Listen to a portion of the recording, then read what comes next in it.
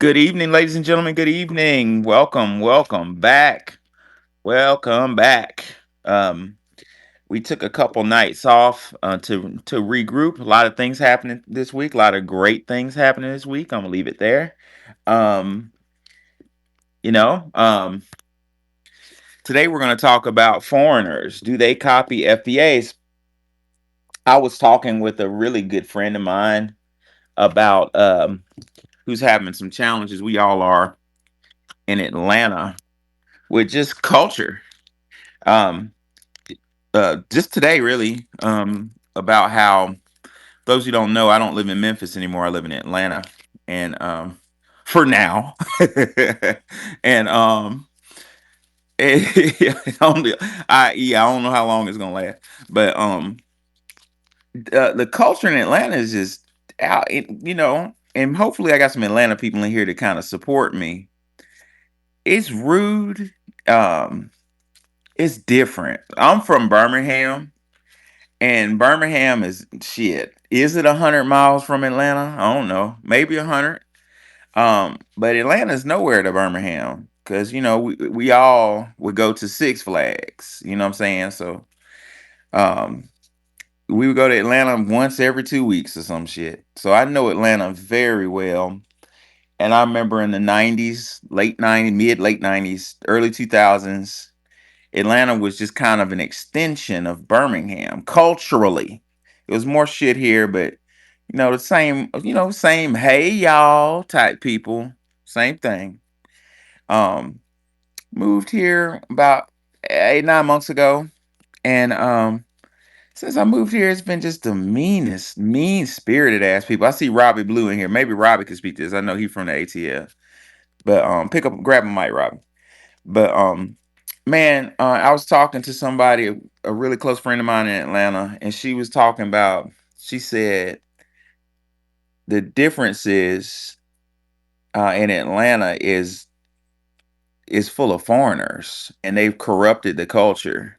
And I was like, "You damn right. That's exactly what the hell it is." I went to the gas station yesterday, and I got a haircut, and the dude was like, "Man, all I got is I ain't got change for 20. Go to the gas station and get change." And I went and bought a piece of candy, and basically the gas station attendant cussed. He was a foreigner. He's like, "That's all you're gonna buy? That's all you're gonna buy?" And I was like, "Yeah, man, all I need is change." He's like, "Next time I'm not gonna give you change or something." I almost cussed this stupid ass out. Like, the culture is so different here. But the back to the topic, does foreign culture copy FBAs? I'm gonna let y'all answer that. And last but not least, happy birthday, Dr. Frances Cress Welsing, to one of my heroes. Today's her birthday.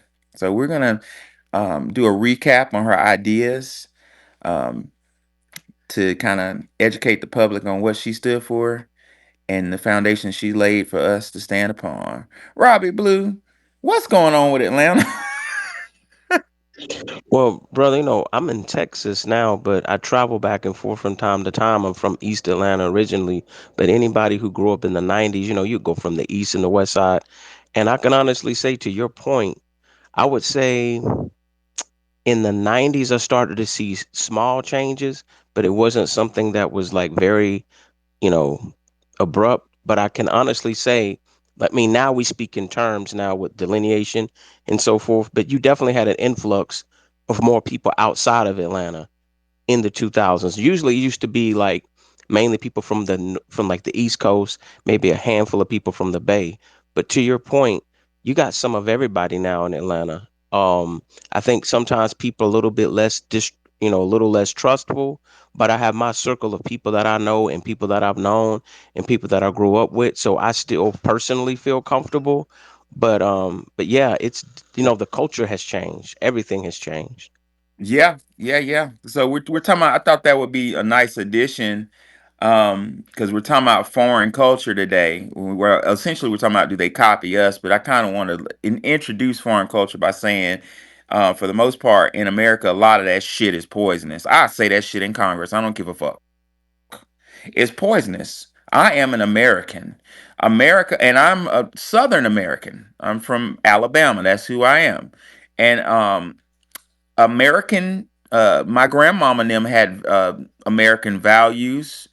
And for better or worse, American values were, had standards and guidelines. There were things you did, there were things you didn't do. Now, um, my grandmother's culture had a lot of racism in it. She grew up in segregated schools, and so there's an argument there that it was a segregated, highly racialized, bifurcated culture. But looking back on it, looking at the numbers, black wealth was up higher when my grandmother was a teenager or 20 something. Black home ownership was two times as high, and black marriage rates was four times as high. So they were doing something right with their standards and guidelines with respect to culture. And since I've been in spaces, I've realized that foreign culture has fucked up um, certain elements of our culture, like with respect to sexuality. Um, Looking at Luke introduced a lot of fucking booty shaking and all that shit in our culture. So it has been poisonous. What's on your mind, Robbie? I see your hand, Robbie. Yeah, yeah. I was just gonna say because you got me thinking. I just think it's kind of like it speaks to the greater metaphor that we use in terms of like FBA, being accepting. Just like when I grew up in Atlanta, just my whole life, just down south people have always been very inviting. Nobody really cared where somebody was. If somebody want to know where the barber shop is, we're gonna tell them. Black people in the South have always been welcoming. You know what I mean? But it's just like anything else, though. To the same degree that you can be welcoming, you're gonna start to look at people side eye when they try to take advantage. And I think even just recently, like I said, I had went back home. It was my dad's birthday. I didn't realize. I thought I was supporting somebody that was FBA. I was trying to get a cake done.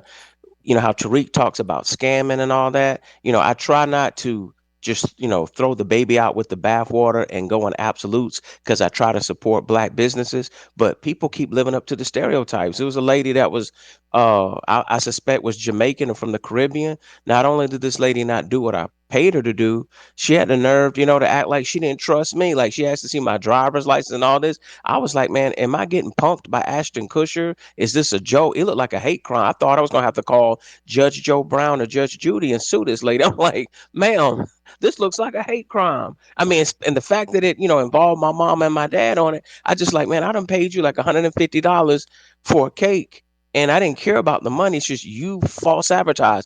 People feel comfortable coming around us scamming. Like the people who I'm just saying as a whole, we don't really have a lot of disposable income, but we'll give people the shirt off our back. We'll give our nieces and nephews, our children, our last dime. It's just we're built different, but we got to kind of readjust. So even for myself, I'm kind of pulling back now and readjusting and realizing, like the Bible say, you can't cast your pearls before swine. There's some people who don't appreciate it. America doesn't appreciate our kindness and our sensibility. And these other foreigners and other people, even as you say, Atlanta. Even being in Texas, there'll be people from Texas that'll judge Atlanta, and like you say, there'll be rappers that are not even from Atlanta that I'll be like, and at that time, what I'm saying, you're not really trying to like judge people too much, but I'll be like, okay, I can tell this is somebody that has a perception of Atlanta based on what they see on TV. So it's like we just allow any and everybody to claim they from Atlanta, and you allow any and everybody to claim that they're foundational Black American or quote unquote that they're Black, and then they won't show reverence for somebody like Sister Frances Cress Welsing. And I'll land my plane on this. The interesting thing is, if they want to talk about Pan Africanism, you know, when Brother Malcolm X talked about the idea of having our own piece of land, whether it was in the continent or here. As Tariq said, people back at that time, at least they were culturally different and they were a little bit more on code. I think as they when they released those JFK files, when I was going through them, skip all the way to the end, y'all, because it's a lot of paperwork. What our CIA was admitting, they were having operatives in the Caribbean. Wow. They were had operatives in the Caribbean to destabilize Cuba. In other words, when they laid out all of their plans to destabilize, that's a whole nother space. I can send you some of the receipts what I saw. It just makes it all make sense. Like they deliberately made sure they tried to knock the knees off from under the foundation that we were standing on coming out of the civil rights movement, and for the people who are pioneers like yourself keeping their legacy alive.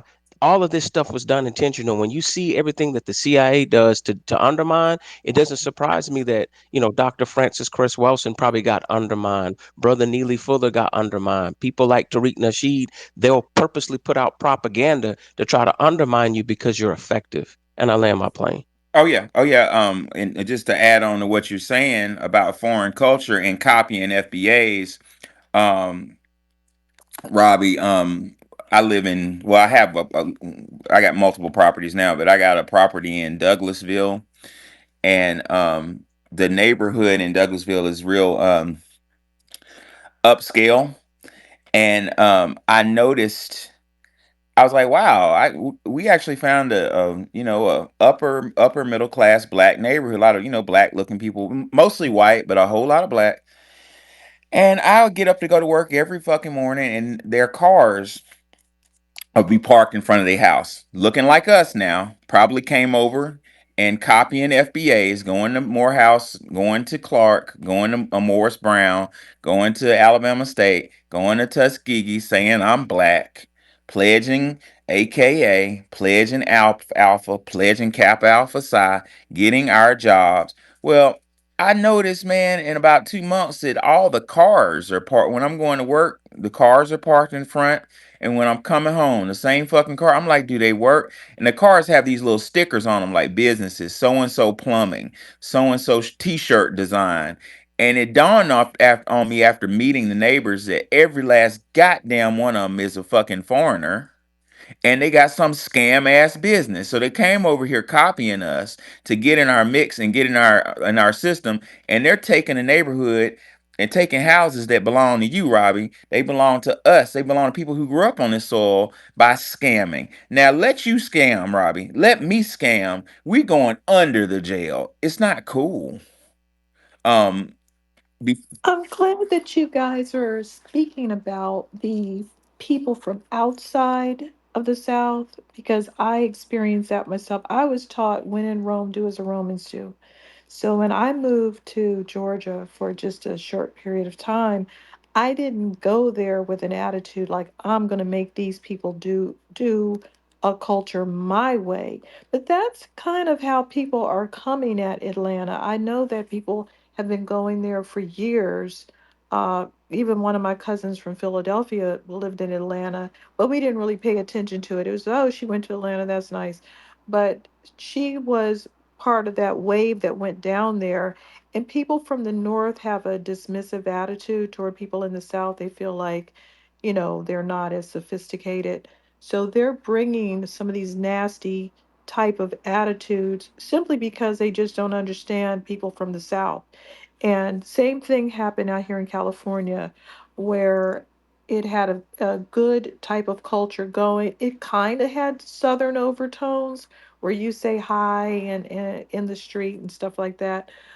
But a lot of people came from all over, wanting to be in entertainment, and it really destroyed the whole culture, and everybody began to scam. Now, I'm not saying that that's foreigners per se. A lot of this activity is coming from Black Americans with drastic different backgrounds, as drastic as it can be, and still be a Black American, because the culture in New York is drastically different than the culture in the South. Even though I seem to be able to get along in these cultures, I lived bi-coastal, I can fit in, but I'm not 100% sure if a die-hard New Yorker is really going to fit into the South. I can't really judge it by my flexibility. So I just noticed that. And then we have all of these foreigners. And I was pretty shocked to see Mexicans in Georgia, Mexicans all over New York, because I thought they were, basically in California. So all of these things are really destroying the United States of America from the inside out. And on top of that, not only are we not aware of our own culture as we should be, and that's why we have these rooms, but these outsiders, they don't believe we have a culture. You see, they think that it's a big dump, a big trash can, and they can come here and just do their culture on top of yours. We haven't flexed properly.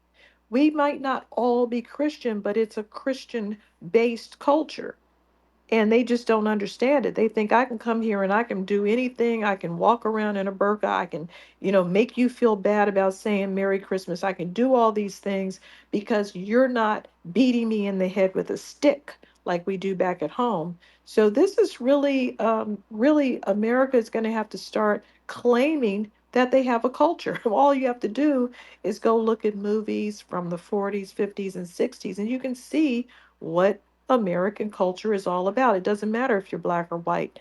It's a culture that we have, and people just refuse to acknowledge it. That's why they clearly come over here and say, You don't have a culture, because they think America doesn't have a culture. Yeah, it's time. It is time now. And I don't know if we have enough.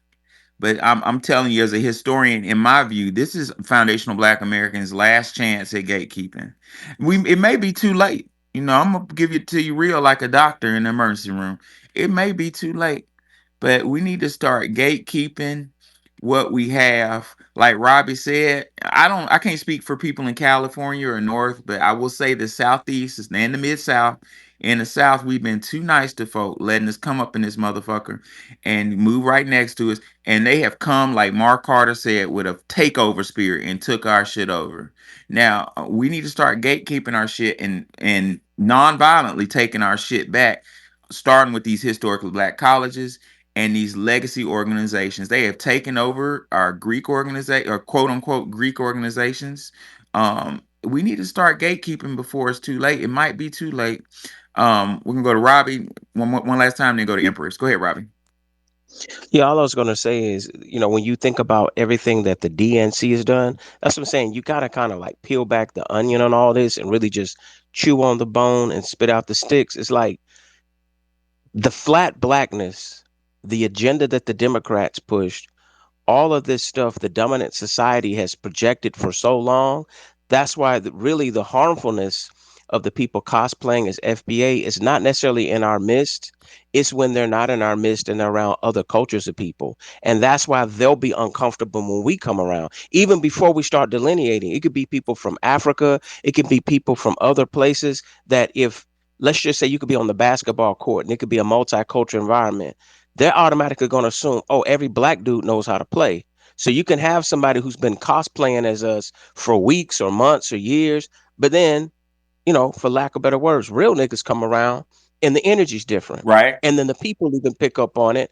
And then that person, instead of trying to have some camaraderie like we will, they'll be disdainful. I've been testing myself with it locally. Even I'll try to speak sometimes just to test to see if the stereotype is still true, and it is. Africans don't speak to us unless they have to speak to us. They're forced to speak to us in a professional environment, like they're a nurse or they're somebody, like if you're going to a business and they work there. Right. But beyond that, they don't try to have social camaraderie with us, but they will try to cosplay as us, and they'll do harmful things like speak on our political aspirations. But more importantly, as Brother Tariq says, people can do off code coonery type stuff, and they'll be thinking, oh, so this is how black people are. And it's like they do it intentionally. They know that they don't have, ancestry that's descendants of slaves. They know they don't have any like blood in the game. So for them it's almost fun. That's why they get along with the Democrats. They get along with people who pretend to be a victim. They get to pretend to be black. White women get to pretend to be a victim. White gay people get to pretend to be a victim, and everybody makes off with the money and the set asides. And when black, like say right now, they need for black people to really step forward and speak up for them. They're so used to black people doing it for free. It's like, nah, we think we're gonna sit this one out, and I'm gonna land my plane. Right. Right. Hey, Empress, what's on your mind? Can you hear Yes, me? ma'am. Good evening and welcome back. Good evening, everybody. Gorgeous Nikki, how are you this evening? I totally agree. Um, it's more of the foreign culture that has been causing chaos within our culture. And I've been noticing it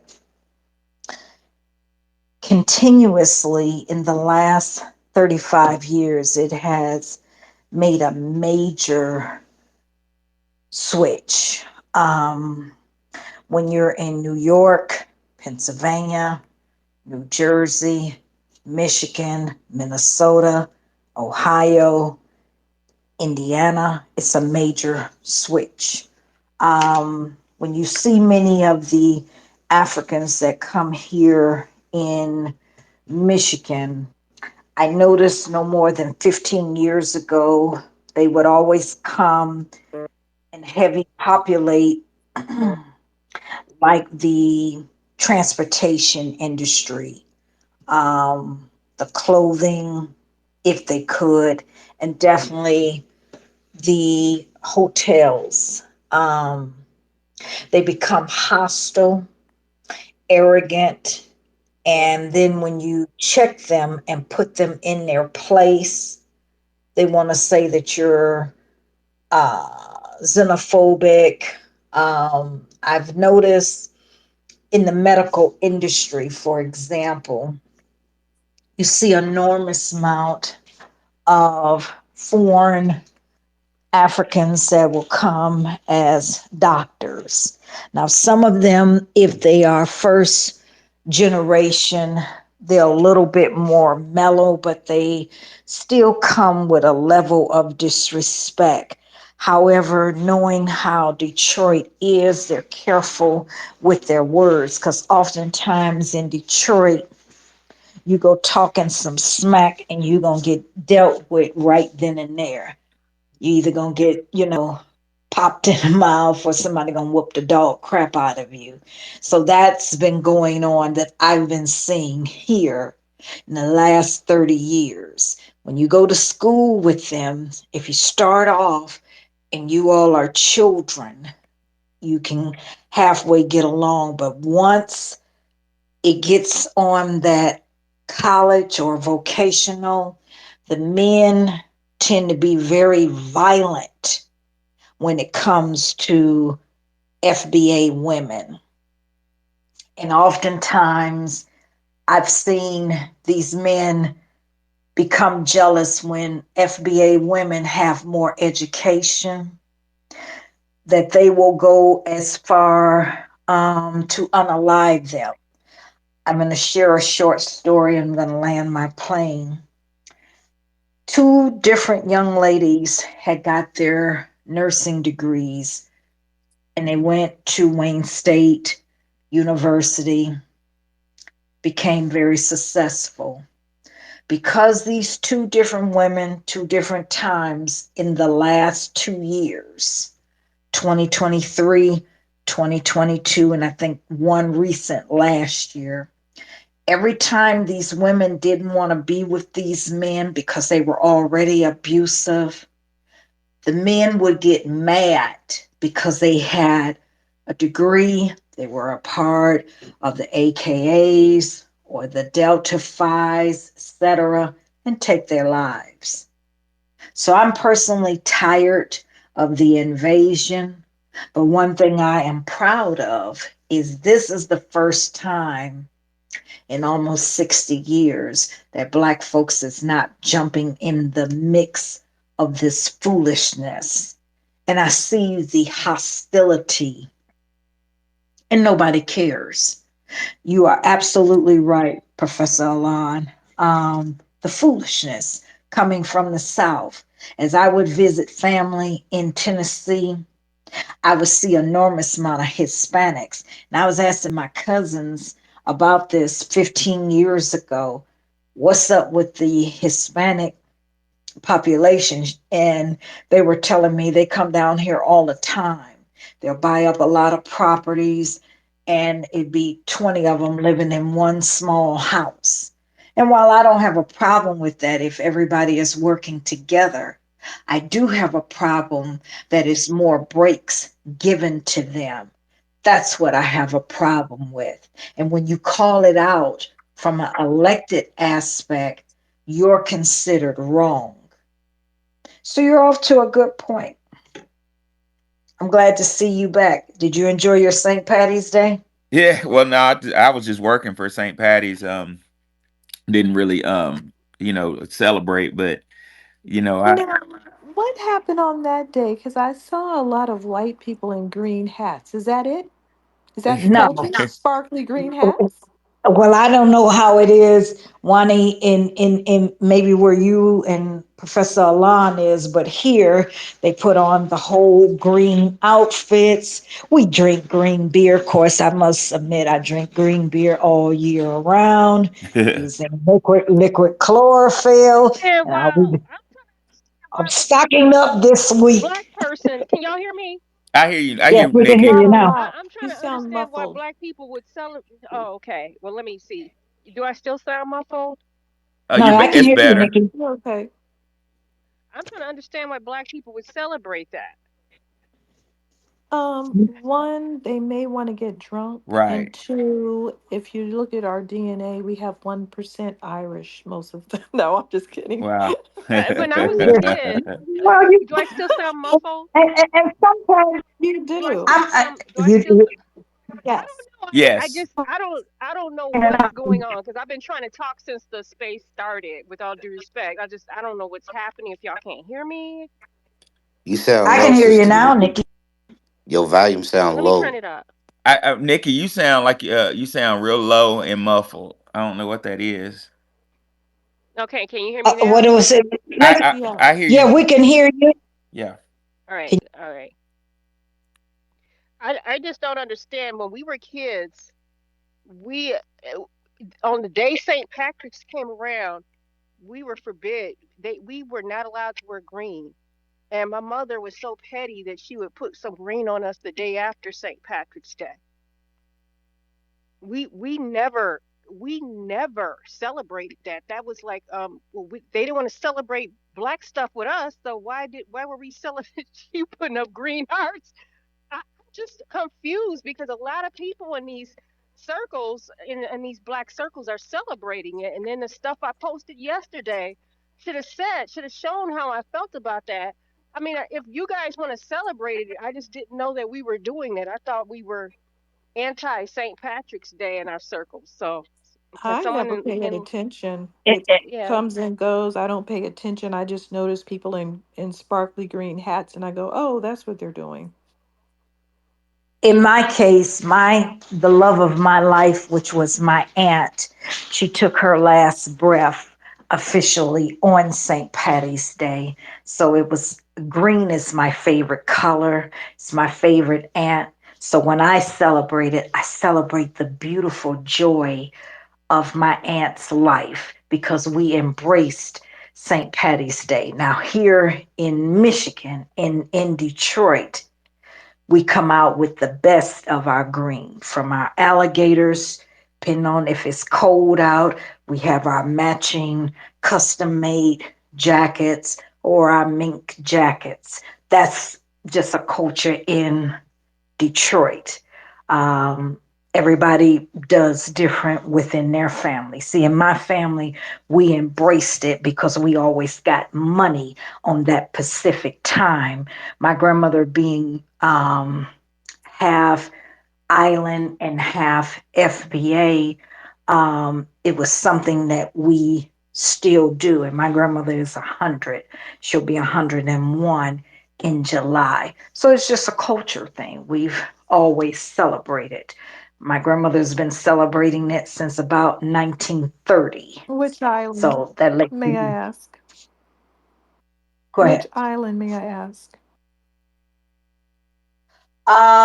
So her dad mother is from San Martinique, and her dad's father is San Dominican, which is why my grandmother speaks 14 languages fluently and didn't have to be taught it by way of school, although she is well educated.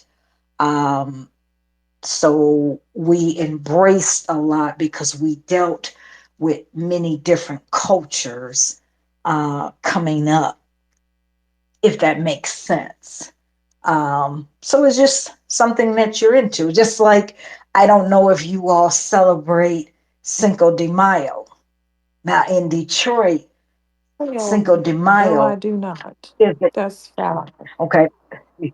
I understand now. See, in Detroit, it's a festival for the Mexican, them getting their freedom, but it's more blacks that come to Cinco de Mayo, that it be more 85, 95% more blacks In what just to get state? out and have a In what state? festivity in Detroit, Oh, Michigan. Because I'm in Michigan. So when you hear me say much Detroit love, I'm telling you actually where we're at. Dreekstown. Oh, So you everybody, live in Greektown? no, no. Well, I have lived in Greektown. Yeah, I have coming It's a up. Yeah. restaurant there. I think Anita Baker owns it, or it used to be called Sweet Georgia Brown. Is that still there? Yeah, I heard she was from Sweet there. Georgia. Sweet Georgia Brown is it was closed down, and then it reopened off of I think it was off of 7 Mile, if I'm not mistaken. But I've been to it years ago, but not recent, because I had heard that she had to shut it down. She had a little bit of legal problems after her husband and her divorce, Oh, so it didn't do her well. It kind of left her kind of mm. without. She lives in St. Clair Shores. She don't live in Detroit. She lives on the eastern, better part of the eastern suburbs, if that makes Oh, it does. sense. But it's nothing to see when you go to the different casinos. You see some of the members from the stylistics, um, the one remaining Temptation. You'll see most of the time the dramatics, and you get to see them in live form. Members of the stylistics. When I used to drive cabs, I used to drive Martha Reeves. I was her personal driver. Okay. So you see a lot of Motown Oh, you legends. know a lot of That's them. You know a lot of people from. how you doing. How you doing? I'm fine. How you doing? You know a lot of people from Motown. What you think? Wow. You see them in rare forms. When it's warm out, people come down in Greektown and they'll party in the streets. Now, the police be trying to run you away, you know, about 1, 2 o'clock. Many rappers from Trick, and others will come down and perform, on spot live. You meet different designers who make clothes that are Motown legends. Uh, So you never know what you're gonna see in Detroit. yeah, I appreciate it, Empress. I saw Twizzle's hand. What's on your mind, Twizzle? I ain't seen you in a minute, man. What it Man, I'm do? still here like last year, man. I'm just trying to Yes, get rid sir. of it. Hey, what's up with y'all, man? Hey, Man, Nikki, how you hey, man, doing? I love to hear dude brothers Hello. from the Bay talk, man. Y'all be hey man, y'all talking ism. That's just like how I love hearing the women from the East Coast talk with that attitude. Hey, Sister Wani, I would tell you to squabble up, but you ran all of them off, so they scared to death of you. So shout out to you, and hey, shout out to Oh my you. God, that song is in my head. I can't get that out of my Squabble up, head. squabble up. Wani ran them all off, so nobody want to see Wani. Wani be talking about punching women in the throat and drop kicking them, so they scared to death, you know. But I hey, didn't say all that, but I will do hey, it. what's up, Empress? Hey, I was just out there in Detroit 6 months ago, and I stayed in Greektown. You know what I'm saying? I was at the casino out there. You know what I'm saying? And I went to Motown. Where I did you stayed at the stay? casino. I stayed Where at did the you stay? casino.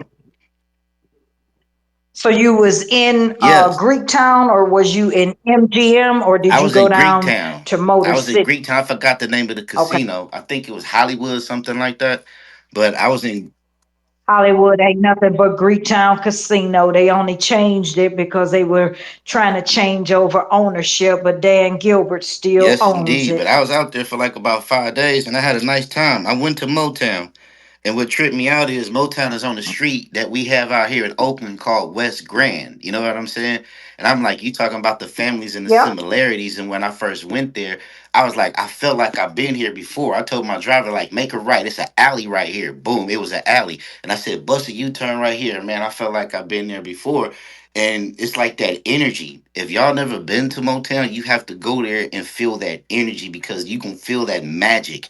You gonna feel that power, and Ooh, you gonna wait. feel like you at home. You know what I mean? You gonna be like, yeah, this is me. Like, I was a part of this. You know what I'm saying? I got my It's a pictures vibe. and It's a vibe. everything. It's magic. It ain't a vibe, it's magic. It's our black magic. You know what I'm saying? So shout out to Detroit, man. When I was telling everybody, yeah, I'm from Oakland, California, everybody's like, oh, we family. We family. We brother cities. We sister cities. So man, I felt like I was right at home and I got a warm welcome when I was out there. Our brothers, G Money and a few other brothers, they showed me a warm welcome when I came out there. Smooth G, they took care of me when I came out there. So shout out to Detroit. You know what I'm saying? And I hope that you'll get a chance to oh, I'm come coming back real back. I'm soon. coming The back for interesting sure. part. Oh yeah, I think you would love it because some of our entertainers here, when they want to cut a new record, they'll go into the Motown Museum and cut their actual albums because the sound effect is magnificent. Now, Detroit has its problems. I'm not going to sit up and try to fake it like it doesn't, but it's the city that breeds Oh my legends, God. and we Our have black our cities. own Yes. style.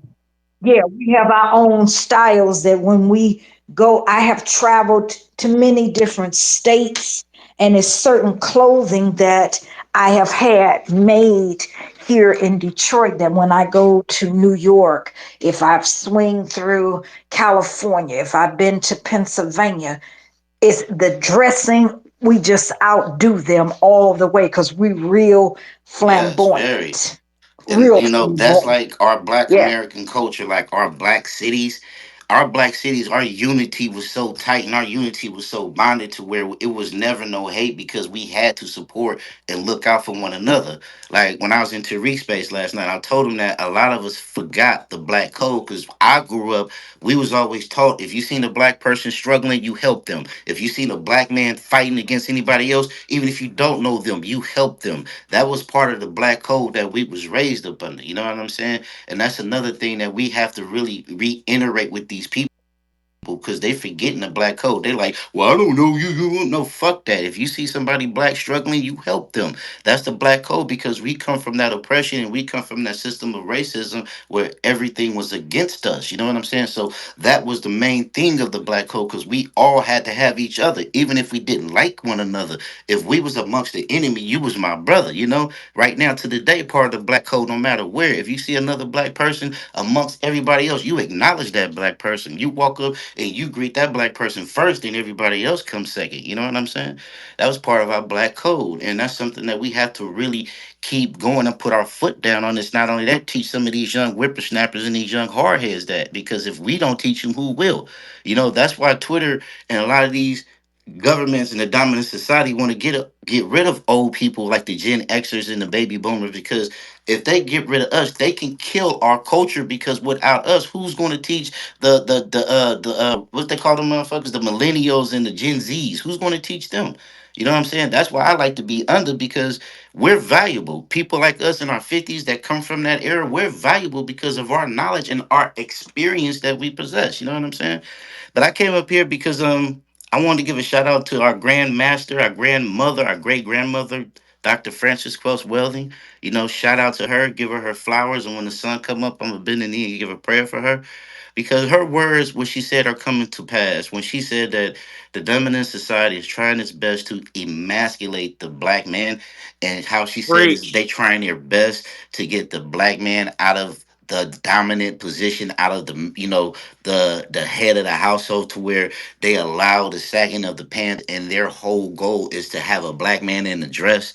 And if you look at society where it is right now, we're like damn near probably a generation away from that because they got some of these young beta males, as my dad always told me, these mama boys, they just accepting everything that they say. And they're like, well, take as supporting, don't take this the wrong way, supporting us, respecting sisters as they have to lay down on their knees and follow sisters. But sisters don't want no man that they have to tell what to do and run that. Sisters want a man that they know that's strong and masculine, that's going to protect them and get them through that finish line. You know, that's why they want to get rid of us, because this society right now have these little boys as mama's boys. You know, my dad always told me they are a generation of men raised by women, so they don't know how to be men. So that's why they're single and lonely, because they're too busy Preach. looking for women to be their mother.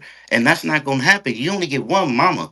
And when she gone, you asked out on that. So you gotta be a man and walk this path, walk this wilderness, and walk this bare land on your own. And until you learn how to do that, I feel sorry for you, little boy, you know? So I want to give a shout out to the great Queen Frances Welsing, because she laid that path down in concrete. And right now it's getting to fruition. And as more as this hardship rain on us, that shit is getting bigger and bigger. Us masculine men, us real men, and like me, us real niggas, we gotta stand we gotta stand 10 toes down, and we gotta stand our head with our chest out and our heads held high. I'm not folding, I'm not going soft, and none of that. I'm a black American man, and I'm finna teach young black Americans how to be men. You know what I'm saying? I land my plane there, and I'm sorry if I was long with it. You know, shout out to No, No, everybody in thank the you room, man. so much. no, you good, I Twizzle. enjoyed you, Twizzle. Thank you. You better stay up here. I enjoyed that so much. That just got me all in my feels. I'm really feeling what you're saying. So stay up here. Hey man, what you said, Twizzle, is relevant, man. And the reason that they want to eliminate us is they recognize what they see. We are dominant. I had a meeting today, and I had my suit, bow tie, and briefcase. And I'm not the, I'm 6'3", but I'm kind of like a little geeky. I'm not the most masculine dude. I mean, I'm muscular and big, but I'm kind of like But you're still the black man, and you I'm possess still, I'm that still, imitating. You possess that intimidating factor. You know what yes, I'm saying? even though I'm still a black man, and I went in a meeting full of Caucasian females, scholars and stuff, and I introduced myself, and I don't have any raccoon in me, you know what I'm saying? And I caught the eye. The 48 laws of power have, I forget the rule, but one of the rules is people will show you who they are with their eyes right quick. They'll look at you just real quick, like, and tell you what they really think. They don't say nothing, but it's the eyes. And all those Caucasian scholars, when I introduced myself and I wasn't ashamed, I wasn't, bowing my head and saying, "Hey, how y'all doing?" That shit. I saw for a split second raw hatred in their eyes. Like, oh man, he's a real man. He's not apologizing for being black. And it dawned on me right away. I was like, oh, that's why they after us. Because just like in the jungle, everybody recognizes the lion. The lion ain't really got to say shit. They recognize us. You a target, black man. You know something, Professor? They are Hmm. intimidated by us just looking at them in their eye, bro. They can't look us in Yep. their eye. They can't look at us in our eye. Like when you just give them that Y'all look, supposed to cross the street when like they when walk you your testing way. them as a man. You know how we men test each other. Like when you touch their manhood, you look them dead in their eye, and you look through their soul. They can't take Yep. that. They fold every time. Every time.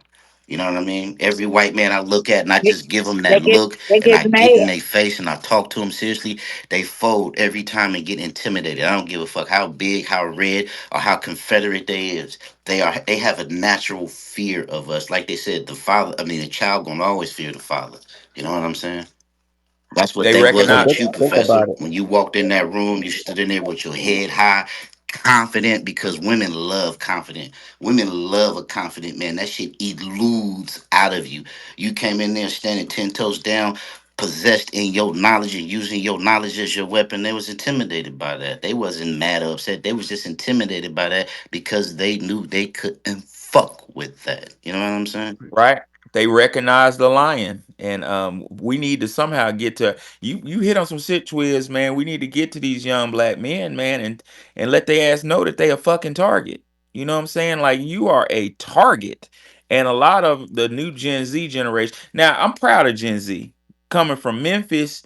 One of my students said something really funny. He said, Doctor A, or he said, YN's gonna take over the country, ain't it? I started laughing. But a lot of our young brothers are being taught that If they apologize for who they are, they can get to the top. Nah, you a target either which way. I saw Cash Gaines come up. We're gonna go to Cash and then we're gonna go to Robbie. Go ahead, Cash. Good to see you, bro. Long time no see. Yeah, peace, Professor Alon, Nikki, Wani, what up, Robbie Twizzle, you know what I'm saying, Sugar?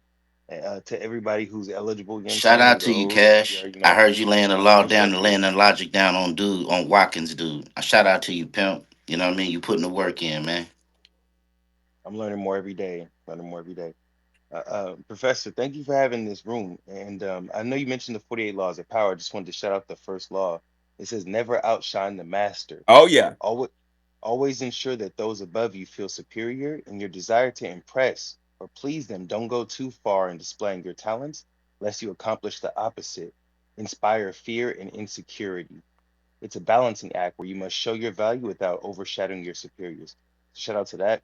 Every morning I'm trying to play a little bit of chess. I solve Rubik's cubes just to, you know what I'm saying, keep my hands warm, and I stretch and drink water. To the title, and I'm over like the vegetarian, you already know. But to the title, right? I wanted to mention the Dalit Panthers. I don't know if y'all mentioned in the conversation already, but the Black Panther Party for Self-Defense inspired the Indian people who are considered outcasts in India to create their own Panther Party as well.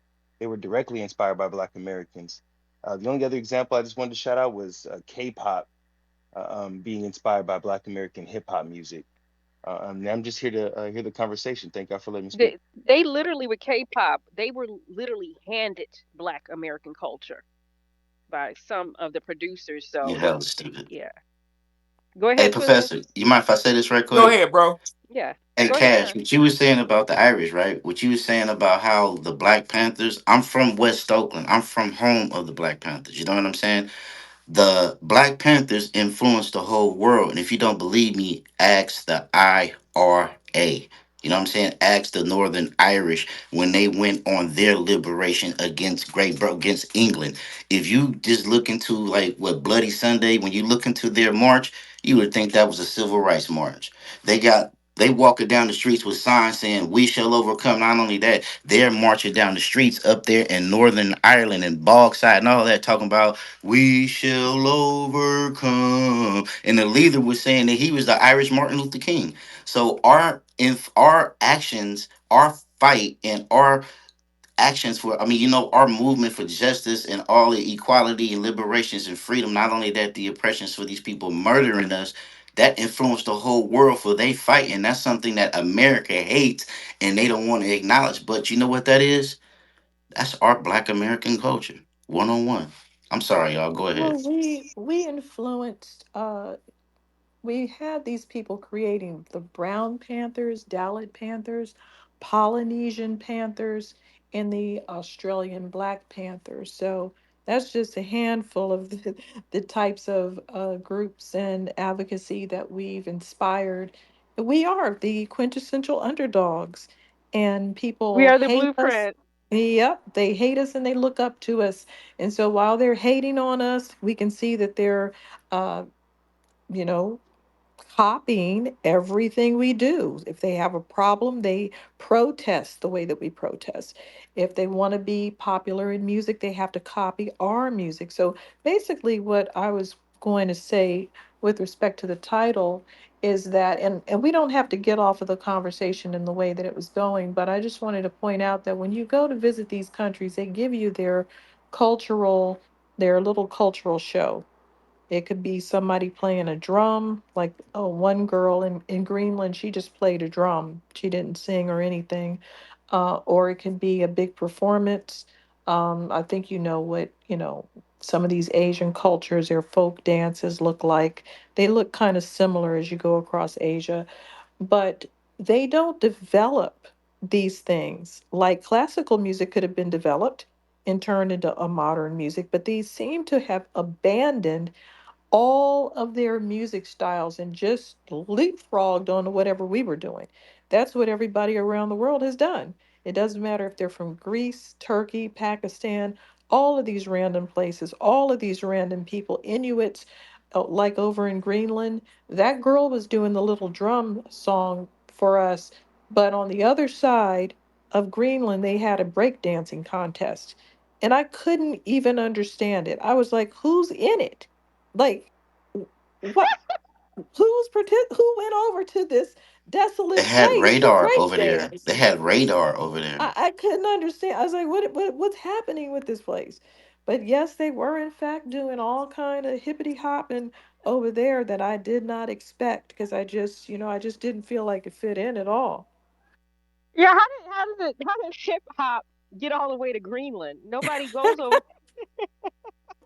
I just went over there because they said, "Oh, you can take a day trip from Where did you Iceland to go to Greenland." Reykjavik? Uh, Wait a minute. No, I I went was gonna say that's to, Iceland. Yeah. yeah, that's where I left from. You went to That was Iceland? it. Yeah, Did you do Iceland the said you Iceland could cap? chill out a Score! minute. Can I say the sentence? From So, Iceland, they give you like a day trip. You just fly. I wasn't going to stay over there. They don't have any food that I would eat. I would end up eating seal blubber playing around with them. So I didn't want to stay. So the area that I went to was very, very Inuit-fied. The man had on polar bear pants. That tells you all you need to know. And they were chasing a polar bear around. So whatever. Um, that was a very barren side of that whole country. But it was just a day trip just to see what it was like because I wasn't going to go over there and hang out. Yeah, Iceland is fun. You can go over there, you can hang out, and the weather is better. But that's their neighbor. When I came back from Greenland, they were like, "What was happening over there?" Like they treat it like it's a sister of theirs. Iceland and Greenland. They said that it was Iceland should be called Greenland and Greenland should be called Iceland. They both agree on that they mislabeled it. Yes, yes. I'm enjoying this. oh yeah, very very interesting. Robbie Blue had his hands up. Go ahead, Robbie. Oh no, I'm good. I'm listening. I was actually driving, so Okay. I'm enjoying the conversation, man. Thank you. Okay, so Dr. Francis Cress Wells, and so just in conclusion with foreign culture, real talk. I know we went down, got nostalgic, and went down memory lane a little bit, but real talk, um, we're if we don't gatekeep our culture and our land, we're in real danger of losing our land. I'm writing another book right now, almost done with it, and I'm doing rare scholarship. I have a very rare book. I went in my grandmother's basement. I've told y'all maybe a year ago, and I found some Black history grandmama had down there, hidden in the spider webs and cobwebs. And I got an old Alabama book that I'm citing that has a bunch of wild shit in there. Uh, it shows the basically the Native Americans, like some of the quote unquote Indians, air quotes, um, was just straight up black people. Just look like us. Like they look FBA. My point of bringing that up is this is an Alabama textbook.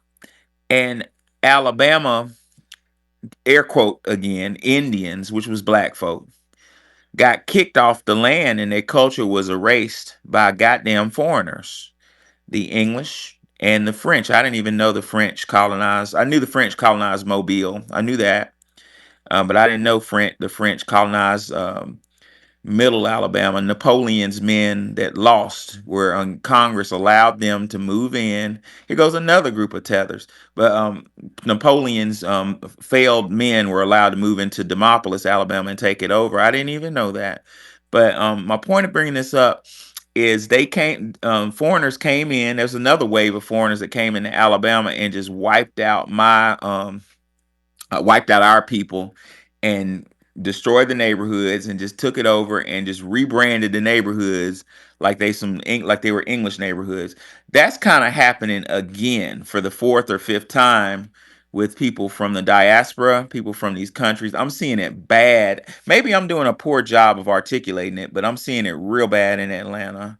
I'm seeing neighborhoods that when I was a child in the 90s were just full of black folk, are just straight up full of Jamaicans and Africans, a bunch of Nigerians everywhere, cosplaying us with nice cars and nice houses that really shouldn't have us in it. And we need to stop shucking and jiving and laughing and start planning, to gatekeep our culture before, like the Indians of Alabama, we lose this motherfucker and get broken. And the only thing that will remain of us is a couple of goddamn lines in the textbook. The textbook doesn't even have a full expo on the quote unquote Indians. It has a couple of lines here and there. Cash Games, what's on your mind? I wanted to make sure I got to touch on Dr. Frances Cress Welsing as well. But before I do, I wanted to leave space in case you guys have already spoken on her and what you shouted her out for, No, and go for the ahead, sake just of not being speak. redundant. Go ahead. Just speak.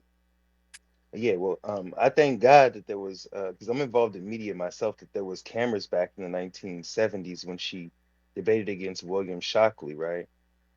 Uh, um, to those who haven't seen that video, it sounds like there was a white dude trying to argue that people who are genetically inferior need to be eradicated, but she flipped it on him and actually revealed that white people have uh, um, a disproportion for genetic abnormalities, and that they're like inferior in a lot of different ways. Like even William Shockley was talking about white folks having problems with their eyesight.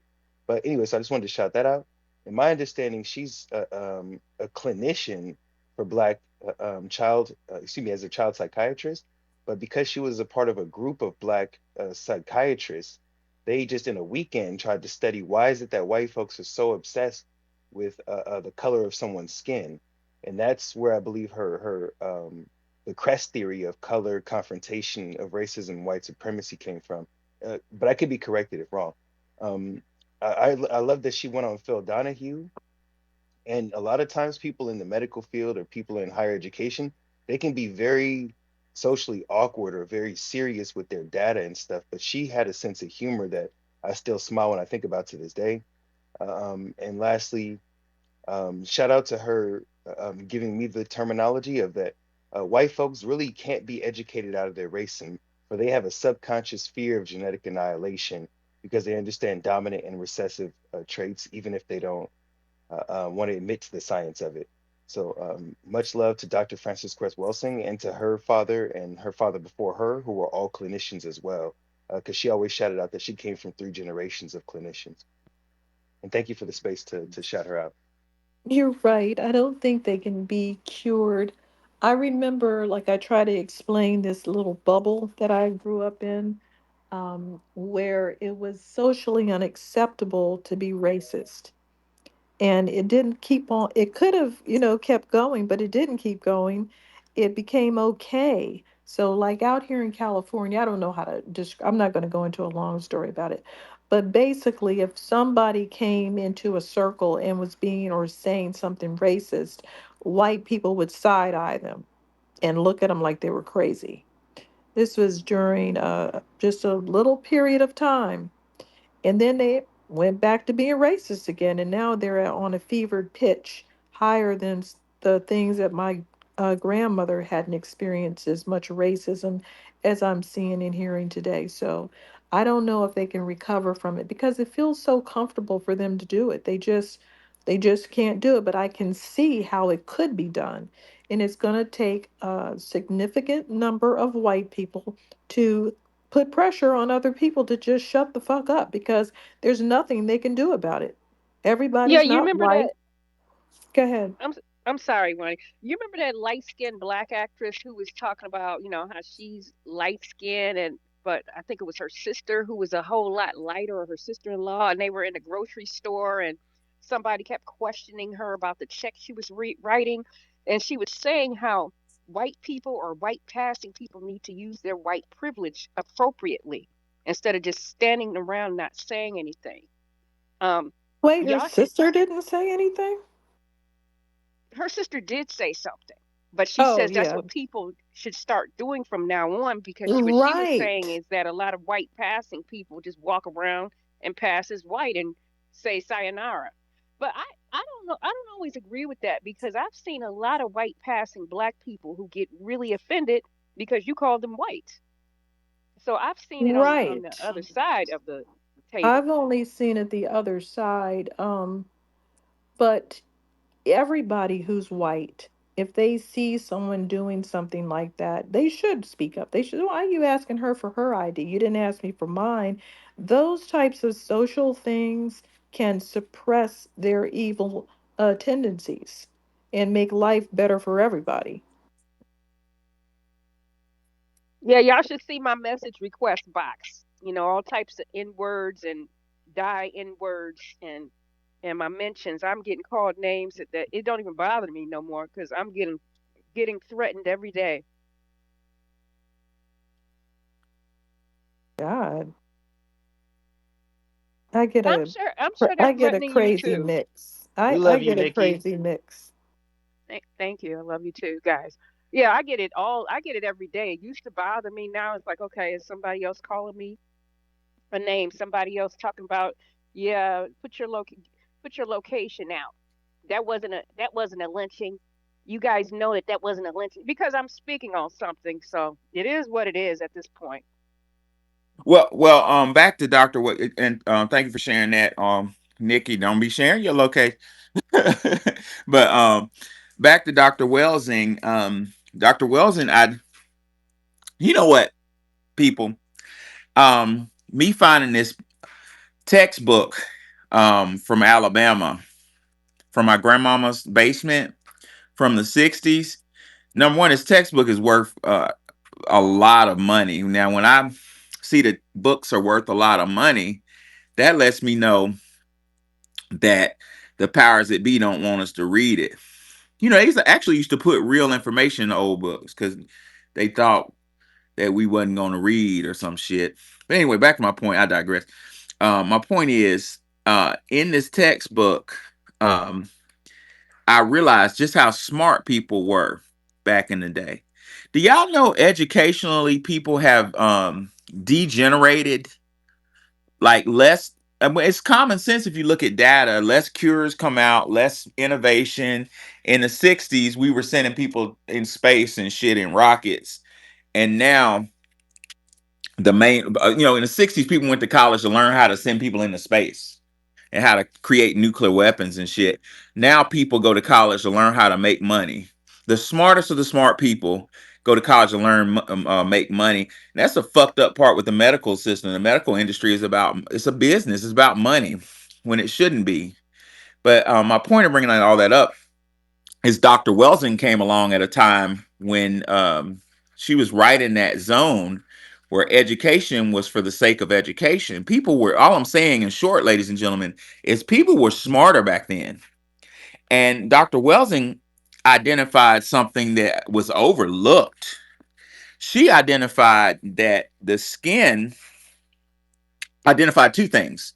Number one, the melanocyte, that's the skin cell, is the second most sophisticated cell in your body. The most sophisticated is a brain cell. I think it's called a dendrite, but Nikki, correct me if I'm wrong.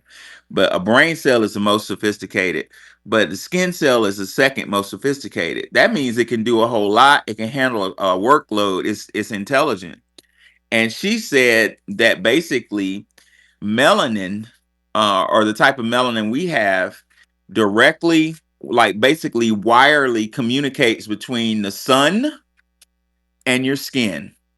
There is a guy, fucking, what is it? Oh, got his name. Dr. Jack Cruz, a white guy, is coming out just now in 2024, 2025, with this information that Dr. Welsing was saying way back then. Well, here goes the dangerous part, ladies and gentlemen. Dr. Welsing identified that quote unquote white people suffer from a form of albinism where they have a dendrite, I mean, a melanocyte, they have the skin cell, but they don't have the communicating device, which is melanin that communicates with the sun. The sun is more important than you think, ladies and gentlemen. It's all in the literature. Father, Son, Holy Ghost, Father, Son, Holy Spirit. Was it talking about SON or SUN? Think about it. Well, anyway, Dr. Welsing argues since their skin cannot communicate with the sun, they're missing messages. According to Dr. Welsing, page 238 of her masterpiece, The ISIS Papers, please buy it while you still can. She says, quote, Mel views linkage of evil with the dread and with the condition of albinism parallels to my own thesis that the absence of the neuropeptide melanin, which is what I was talking about, the communication device, quote, back to the this absence of the black pigment in the skin and other aspects of the nervous system critically impairs the depth sensitivity of the nervous system and the ability to tune in with the total spectrum of energies, frequencies, and the in the universe. The deficiency of this sensory awareness sets the stage for the absence of harmony, the chaos and destruction, which is evil. So evil, ancient Egyptian texts say that evil is ignorance, just not knowing. Like that's why people do stupid shit is because they don't know. Um, well, Dr. Welsing said that this European, this quote unquote white person, doesn't have that communication device that allows them to communicate with the universe. Therefore, they just walk around doing shit and unaware of it. Dr. Sharshi McIntyre put it a different way, saying the same thing. She said, Dr. Sharshi McIntyre said, the black man before he cuts down a tree prays for it, has a ceremony for it, begs it for forgiveness. Then he tells the tree that he's going to use it to create fire to cook food for his family. Then he kills the tree and cuts it down. Dr. Weldon said the Indian man has a ceremony for the tree, sings for it, lets the tree know that he appreciates it and he's going to use it and cherish it, and it's going to turn into a boat that's going to help his family for generations to come. Then the Indian man kills a tree and cuts it down. The white man sees a tree and says, "Chomp." What? It was just a tree. That's what Welsing's talking about, and that shit is dangerous. Now here goes the problem, and I'm gonna shut my mouth. We're up here like trying to reason with people that don't see what's wrong. Think about what I said. We're gonna go to a Welsing, then Bless Fine. Go ahead, Welsing. Good to see you. Can you hear me, Welsing? Welsing. I don't know if she can hear me. Maybe her connections. Yeah, we can just roll. No, We can I just can hear you. No, I we can good. hear you.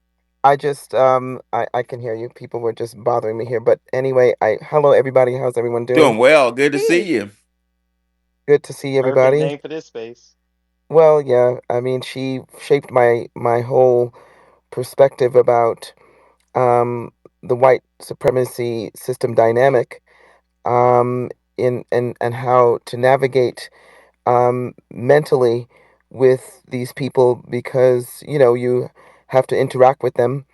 I read this book when I was in high school, and I've read it twice. And she, to me, is just one of the greatest scholars on Black American culture, life, and liberty. And she's to be honored. I think what we don't talk about, and I posted it, is how Howard University treated her. She was denied her tenure. And it is what you oftentimes in these rooms, you, Professor Wani and Nikki, talk about when it comes to Black American institutions and the way they push back on Black American intellect and radical thinking and intellectualism. Even to this day, they're doing it by putting people in place that are not of the lineage, or if not of the lineage, are not respectful of the lineage. And pretty much from what you said at the top of this room, dissipating anything that is Black American culture and Black American intellect. She was denied tenure by a foundational Black American, and I put him in the post in the Purple Pill, Dr. James Cheek.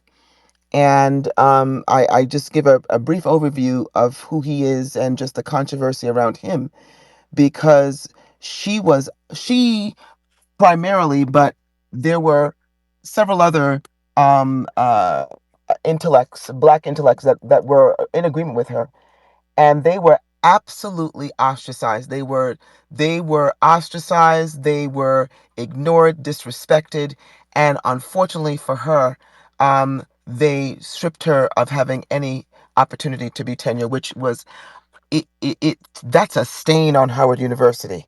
That is to this day, it's like it's like spitting in the face of somebody like Martin Luther King. Are you serious? This was one of the greatest minds. This woman, she wasn't radical. She was telling the truth.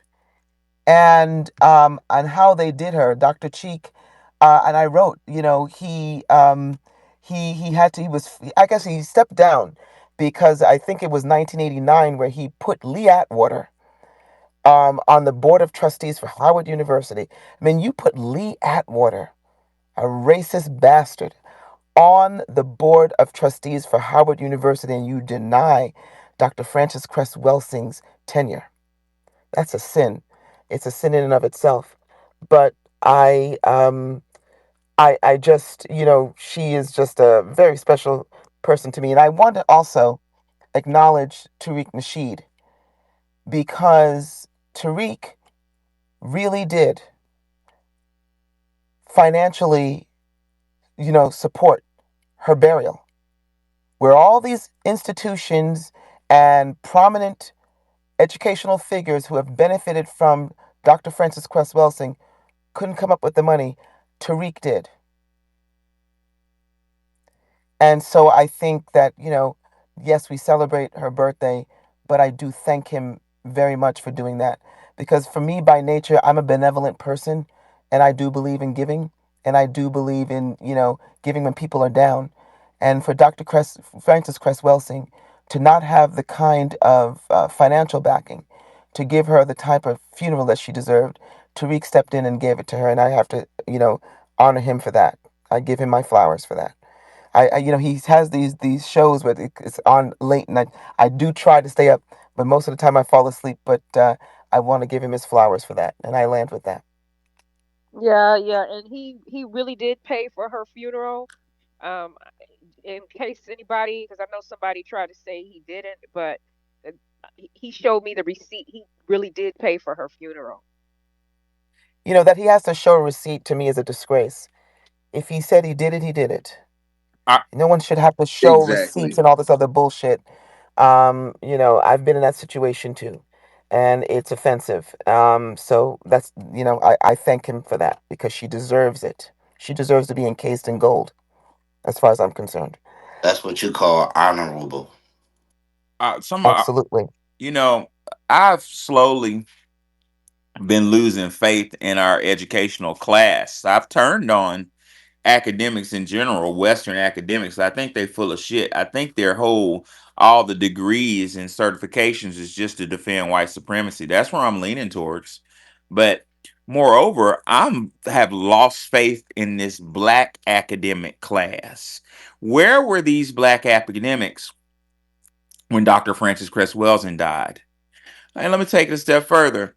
Where were these black academics when Dr. King got shot? Do you know that his children and Coretta lived in squalor?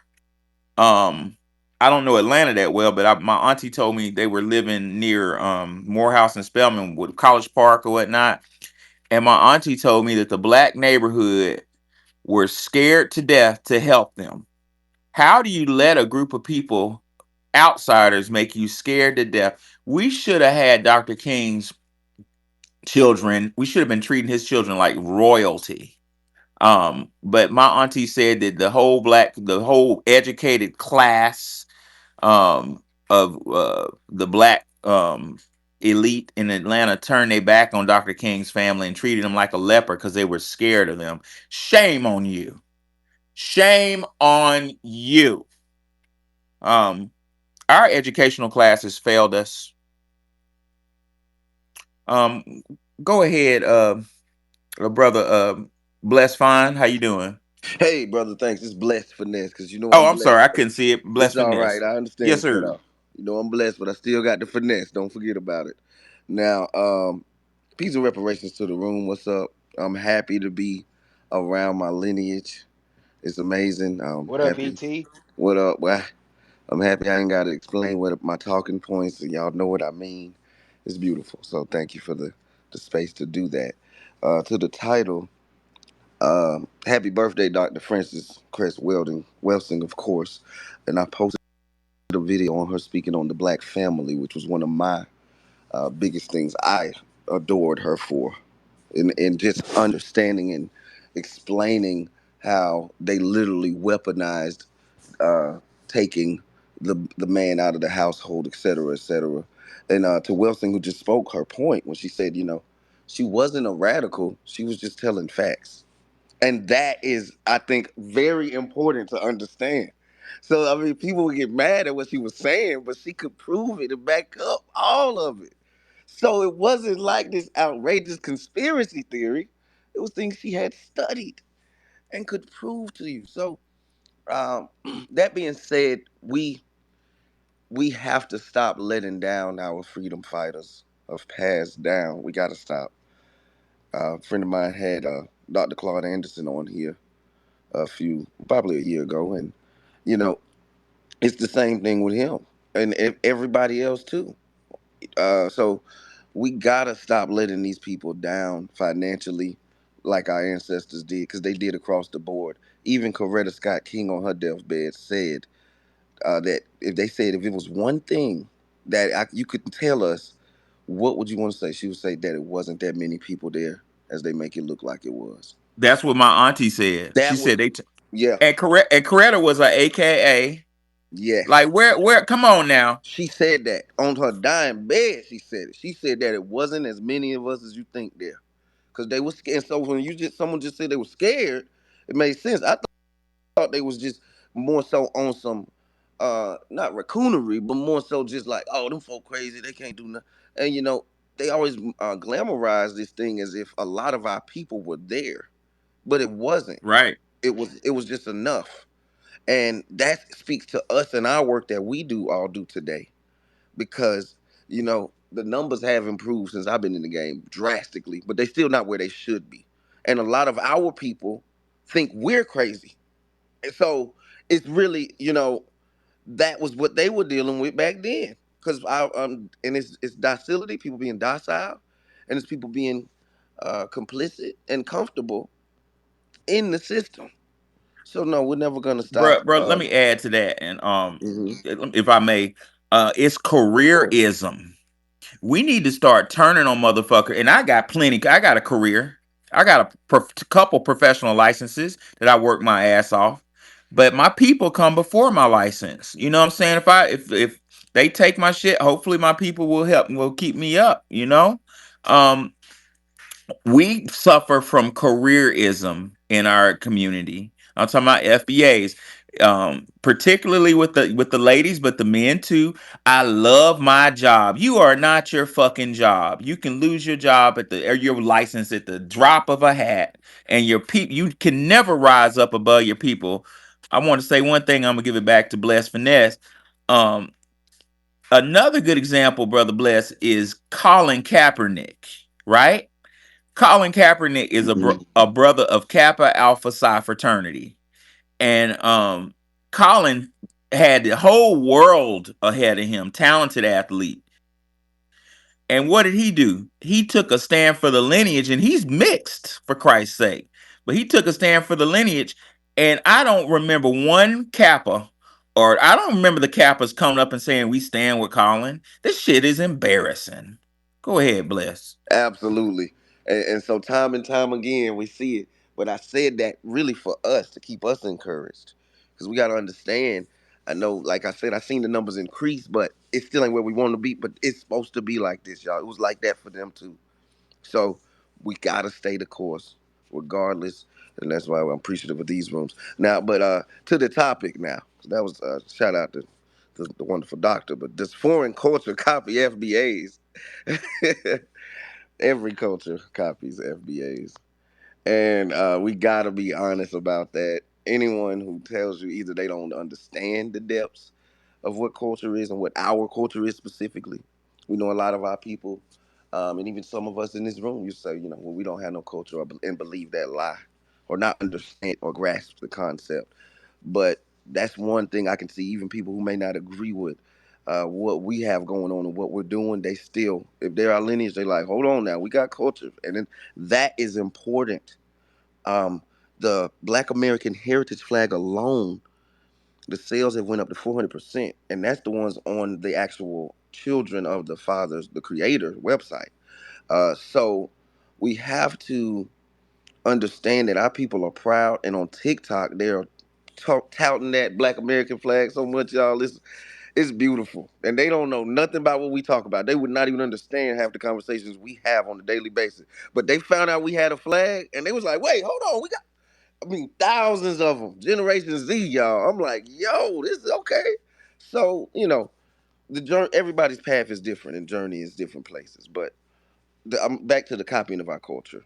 Um, it is disrespectful for anybody to deny the influence we have had on the entire world. We had a black man get on stage at the Olympics and put a black fist up in the air with the black gloves on, you know. And we all know to say it loud, I'm black and I'm proud. I didn't got to do that. That went worldwide. We have fought and helped folks overseas, and we have taught all everyone who is not white how to fight back, right? And then we even taught whites how to fight back. So no, and it's not even just the way that everyone loves to say the music and the dressing, but I'm talking about our fighting spirit that other folks have taken on as well, and which is a way they've actually used it. And they always try to weaponize. We have been studied by these folks the way we move and how we do it. So it ain't just about the swag and the talent, the inventions, but it's even on a level of just the way we move. I had one woman ask me. I'm a manager for a big cable company, and she said she was a Spanish woman, and she said, "I'm trying to get a discount. What do I need to do?" And then she said her neighbor's a black woman. She said she told her like, "Well, girl, you got to turn up and cuss them out and do this and that." And she said, "And I try it, but I can't do it because I'm not black like y'all. She got the special sauce in her." And so they know. Don't let these folks fool you. Mexican lady told me that. So it's just about calling in to get a bill lowered or get a free discount. They can't like these folks have mimicked everything from us. So that's how deep this is. But I'm gonna land there, y'all. Peace. Thank you. The black receipt, you can go now. What's going on, family? Professor, Black receipts. Hold on one second. I want. go ahead, Professor. Do this your classroom, sir? No, sir. I'm gonna go to you, but I just didn't want to lose.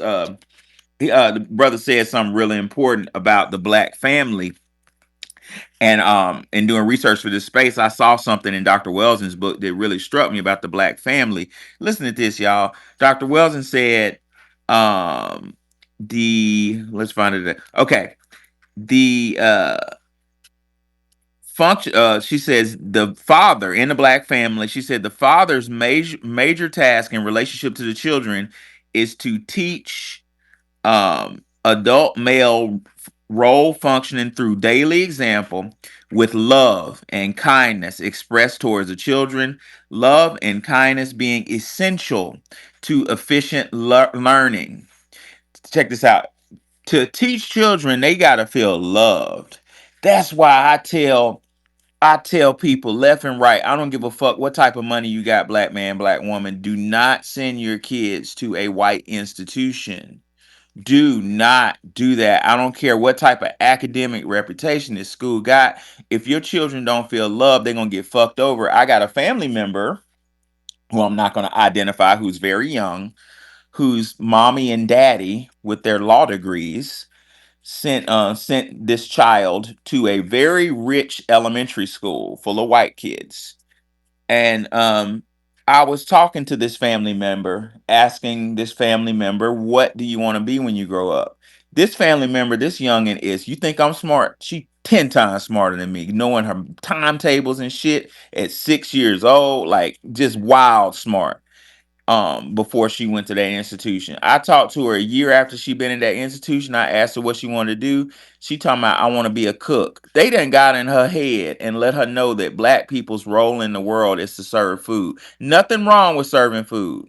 Nothing wrong with that. But I'm just telling you that she went from being a wanting to be a doctor, a medical doctor, to wanting to be a to work in they told her, they let her. Hospitality? Yeah, and it's nothing wrong. I'm not judging hospitality. Is that what it's called or something Yeah, else? yeah, and don't get me wrong. I'm Hospitality not. industry is big. It's ambiguous kind of. Yeah, I'm not judging that because there are brothers and sisters, there are chefs that make millions of dollars a year. So don't get me wrong, don't misunderstand me. But what I'm trying to tell you is this baby wanted to be a doctor, and she got around them white kids, and they let her know what her role is in the world as a black female. Stay away from these institutions. We need our own goddamn institutions ASAP. I'm working on that right now. Dr. Welsing further says.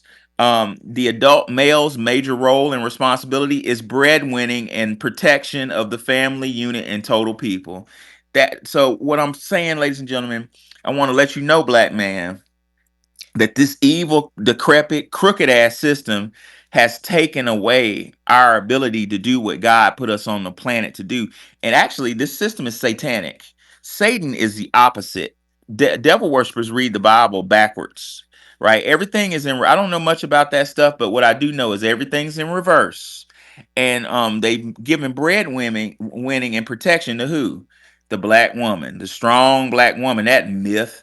Dr. Weldon further says the mother's major task in a relationship to the children is to teach adult female roles, functioning through daily dynamic example, love, and kindness. The adult female's major responsibility is child socialization and care of the home. These divisions of labor are fundamental and necessary for efficient and effective family functioning under hostile social environmental conditions and racism in a hostile and aggressive social environment. What I'm trying to say, ladies and gentlemen, is Dr. Wilson laid down the model. Now, I'm not saying that women need to be at home cooking. I'm not saying that, but I'm saying that these children need love and nurturing while they're growing up, and that's the one thing our kids are not getting. They're being criticized and ostracized by by mom and daddy, because mom and daddy stress the fuck out. We don't want to yell at our children, but we trying to keep these lights on, and we stress the fuck out, and we're sending them to the good school, air quotes, where they are being just their self-esteem is being attacked by white teachers. That's a fucking fact. Go ahead, the black receipt. What's going on, Professor Nikki Warning? Family, how y'all doing? Uh, Giving all praises to the great honorable Francis Chris Wilson, you know what I'm saying? A great pioneer of ours that gave us the sociology blueprint that we have today to understand these folks and understand ourselves too, cause uh more videos I watch of hers, and the more I read the ISIS papers, she was ahead of her time. Uh, Especially the video of her uh going against the white doctor, and the fact that she was so witty and on top of her game. That's what upsets the dominant society. When we actually know what we saying and what we talking about, and we giving them their facts instead of so-called pulling out our own facts, as they like to say. So the groundwork she put upon us, I hope she's proud of how we trying to continue to carry her name and give her the acknowledgement that uh, her her associates and people around her time didn't give her. Uh, I kind of understand the political atmosphere of why a lot of them did. Like you said, Professor, earlier, it was due to careerism and people trying to keep their jobs and provide for their families. And I see that's the main way that they can really just divide us and control us, is this dollar bill.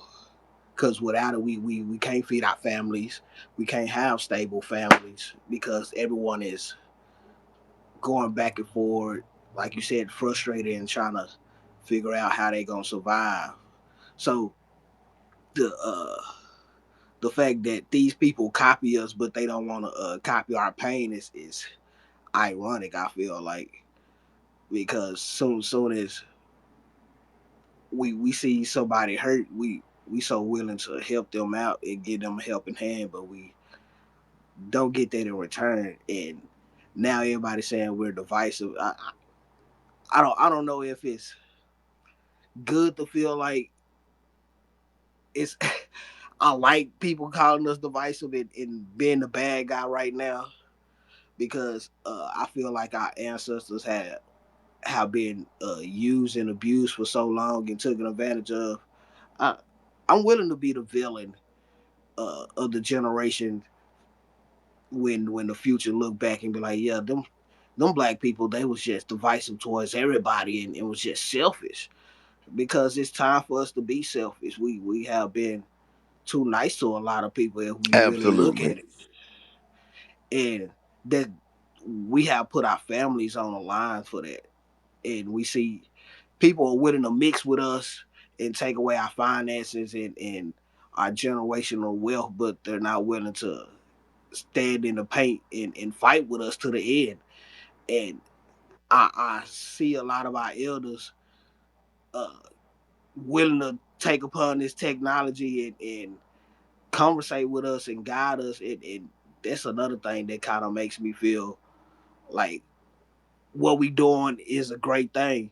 And another thing about Tariq, I hate that people try to talk smack about him, but a lot of people unaware that he helped out with Dr. Ben's funeral too, while he was left to wither away in a nursing home, like a lot of our elders. And that's one thing I want my generation to not let happen to the next generation of scholars that's on code and want the best for us. Cause many people like Steve Coakley, who was trying to give us game in the way that we understand it, has been taken away from us in squalor and poor, and his family had to figure out how to survive. Dr. Khaled, we have so many great master teachers who put their life on the lines in their careers, either didn't have a family or had a family, and they, like the professor said, they was left in poverty, and the class that they was with abandoned them. And yeah, we need to learn from our elders' mistakes and not repeat those things, because we can't say we on a code and we don't make sure the best of us continue to be the best of us and at least live the life that they're worth.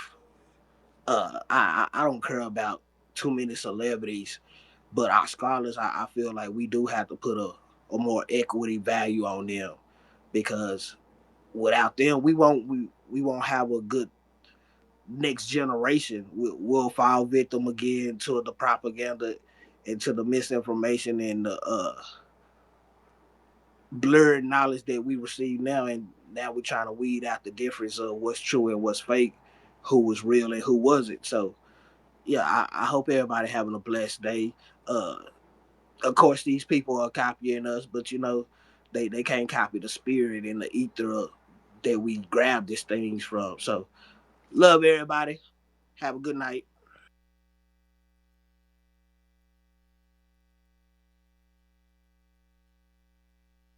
Yeah, no doubt. If you want to speak, raise your hand. My thing doesn't, I don't see any hands raised. I'm Well, we assuming. do have some new people to the stage, Professor. If you wanted us to start all over with the hand order, because Oh, okay, yeah. Who was new? Nikki, let me know who. well, all right, because Sotar was here before Grassroots FBA, but Sotar did. All right, okay, Sotar's hand is up, and then Grassroots FBA is after him. That works. Go ahead, Sotar. Yeah, you asked a question earlier about like what happened. How come people didn't support Francis Cress Welsing? Uh huh. And from I'm convinced that my mother's side they were a bunch of coons, man. I'm so fucking convinced. But anyway, I think that I remember when I was a kid and she would come on, those different shows, Sally Jesse Raphael, all these things, Khalid Muhammad. People at school would talk to me about it.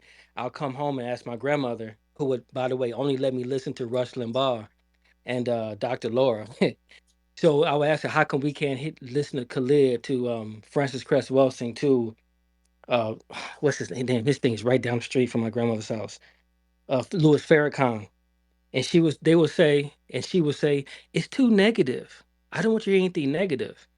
And they're not, a lot of people do this shit. They want to keep the peace, like bitches, talk out both sides of their mouths, and they don't want to just speak on what's the truth or being honest. They just want to sweep everything under the fucking rug. Yeah, Professor. Okay. But that's the issue. So it's like I need to decide what's going on, what's not. So then you have this sense of confusion. So it's same thing we hear like these white people talking about I don't want my kids doing uh what's that the with the racism race the education they were pushing. I can't believe I just forgot it right now. I was just thinking about CRT. yeah, CRT, exactly. Thanks. They don't want CRT because they don't want this white guilt in these children. Because once you tell these children what's going on, instinctively they're gonna look to say, okay, well, I need to fix something. I need to do something about it. And they're gonna question their elders. How come they didn't do something about it? When they knew better, they just went along with the get along. And then when you say something about it, later on, or you're labeled woke or you're crazy. And you see it with Asian people who are like this, Latinos, different I mean, if you want to say diaspora, there's people who when they question the status quo, they looked at it a certain way. But if you learned earlier, you would have had more lawyers, more freedom fighters, more people being like Eric Killmonger and whatnot. That's a fictional character, but I'm just saying people who would have brought back military skills like they did in the World War I, World War II vets. So that's the reason why a lot of people didn't know and they weren't surprising because a lot of our ancestors were fucking cowards. After slavery, there was not no type of situation where we killed the traitors and then moved on. So that was the issue. I mean, I don't know, is that bullshit or not? Like that's what I'm seeing. Well, yeah. Um, Cowardice. I don't know how to look at it. Um, Oh, you said about the money. The money. I forgot. You said something about black women, but I've heard a lot of niggas say, "Are you gonna do this and fuck up your money? That's your money, son. That's your money. You want that charger? You want that Land Rover? You want to get these bitches too? Don't fuck up your money, man. Fuck them. Do your thing. They do that shit too, and it trips me out. And I'm like, I'm the first one to be called a coon when I say something, but yet I'm not the one going behind people going to the supervisor, going to HR, and I'm telling people to stand up for something, whatever they have this conviction in, do what's quote unquote right. But these dudes like just focus on your money, focus on your money. These dudes will literally take a dick up their ass just to be cool with HR and keep their jobs, by the way, so they can get a fucking that's Dodge but Charger. bro, that's that baby boomer talk. You know what I'm saying? The baby boomers had that ideology. The baby boomers fucked us so hard. The baby boomers introduced that ideology of I want my children to have what I didn't have. The baby boomers let the system teach them about materialism and careerism. You know what I'm saying? I'm gonna give. That's what I used to hear from my baby boomer ass parents. I love my parents, but you know, I want to give you what I didn't have. No, no, no, no, no. A child needs your attention. He needs love. And the baby boomers let the system of white supremacy confuse their mind into saying, well, no, no, no, I need to give my child an iPad or a goddamn bicycle or some shit. No, he needs your time. Money, what I'm trying to say is the baby boomers were the vector of introducing all that prosperity bullshit. And I'm a millennial to us and the Gen Xers. So, um, yeah. Hey, Professor, when I watch like old interviews of that generation and the generation before that, a lot of them will be like, "We didn't know we was poor." Right. Because they was well fed, they had clothes. It was just it wasn't the things that white people had. And then when we Right. start buying these luxury things, white people hated that, and that's when they start putting the surplus and they made the movie How to Sell to the Negro Oh man, man, before Yep. integration. bro, let me tell you how bad you right, Black. Let me tell you how fucked up, how good we had it with my grandmama and them. My mama said in Birmingham, we from Alabama, the black kids used to play in the street in the puddles and shit. Like they, when it rained, it flooded, and they go out there and start running in the puddles. And the white people would say, "Oh, the N words running, and they're filthy. They're running in the puddles. Don't let, they're filthy." Well, check this shit out. There was a polio outbreak back in the day in the 50s. This polio was wiping people out. And as it turns out, the black kids that were playing in nature got a natural immunity to polio. Polio didn't touch us. And all those clean white kids in Birmingham got fucking wiped out by polio. So the Europeans' thought process of being clean and being better than is skewed. Remember what Dr. Welsing said? She said that the Europeans' lack of melanin disconnects them from the universe, so they're not receiving the same information from the Most High that we are. Something just told us, go play in that puddle. We don't know why we do it, but we did it. And they up here in a state of disconnect. That's the dangerous. That's a danger. Not being disconnected from nature is makes you an enemy to nature. If you look at it, Europeans are the only group of people that's in a fight with nature, and we let them be in a leadership position. Well, where's the world going, ladies and gentlemen? I don't know if y'all have watched The Specialist. We are less than a minute to midnight. We are close to a nuclear war. While we trying to keep our goddamn job, but I digress. Wells, and you had something to say, and then we'll move to Mr. Freedom, Mr. Freedom. Yes, can you hear me? Yes, ma'am. Hi. You know, something that you said that touched my heart, and it's something that I believe in, and it's the children. The children need love. I mean, I understand, but you had a very good point about parents feeling the pressures of life, but your child has nothing to do with it. And when you come home, that child needs that attention and love. And especially now, with all this social media that wants to eat your child alive inside and out, eat their self esteem inside and out, that to sit down with them, if it's even for 1 hour, to go talk to them about their day and, you know, what they're studying, how they feel, you know, and you know, I grew up in a household where you were to be seen and not heard. And, you know, that was, it's good and bad. A child can be heard within the confines of respectability and respect. But nowadays, if you don't really pay attention to your child, you're going to have people, predatory social media that will. And Dr. Francis Scott Welsing was so right. The one thing that I will say with regards to patience is that for me, there's no one on this earth that can convince me otherwise when it comes to black men. I don't, I don't, I have a heightened sensitivity to, um, you know, what they face when they leave home every single day, no matter what profession they hold. I've always wanted to know more to be a better woman to a black man. There's nothing, he taught me so much about the psychology behind what the white supremacy dynamic, what it does to black men. And so for me, you know, coming from the loins of a beautiful black man, I love black men, and I there's nothing like them on this earth, and it was because of her why I learned to have the kind of patience that I do have for men that I have been intimate with, and just men that are friends to me in general, and men in my family. And she's helped me a lot with that. And I just, you know, this woman was, like I said, she could have been encased in gold. This woman, she was, uh, oh boy, she means so much to me. And she just, no one like her. There's no one like her today. No one, no one, no one. And so I just wanted to share that. Thank you. I feel the same way. I had a similar experience to Dr. Welsing. I taught at a college, a black college, for almost 4 years, and I published a book, just like Welsing with the ISIS papers. I published a book. I don't want to take up the space and make it about me, but I lost my job just like she did.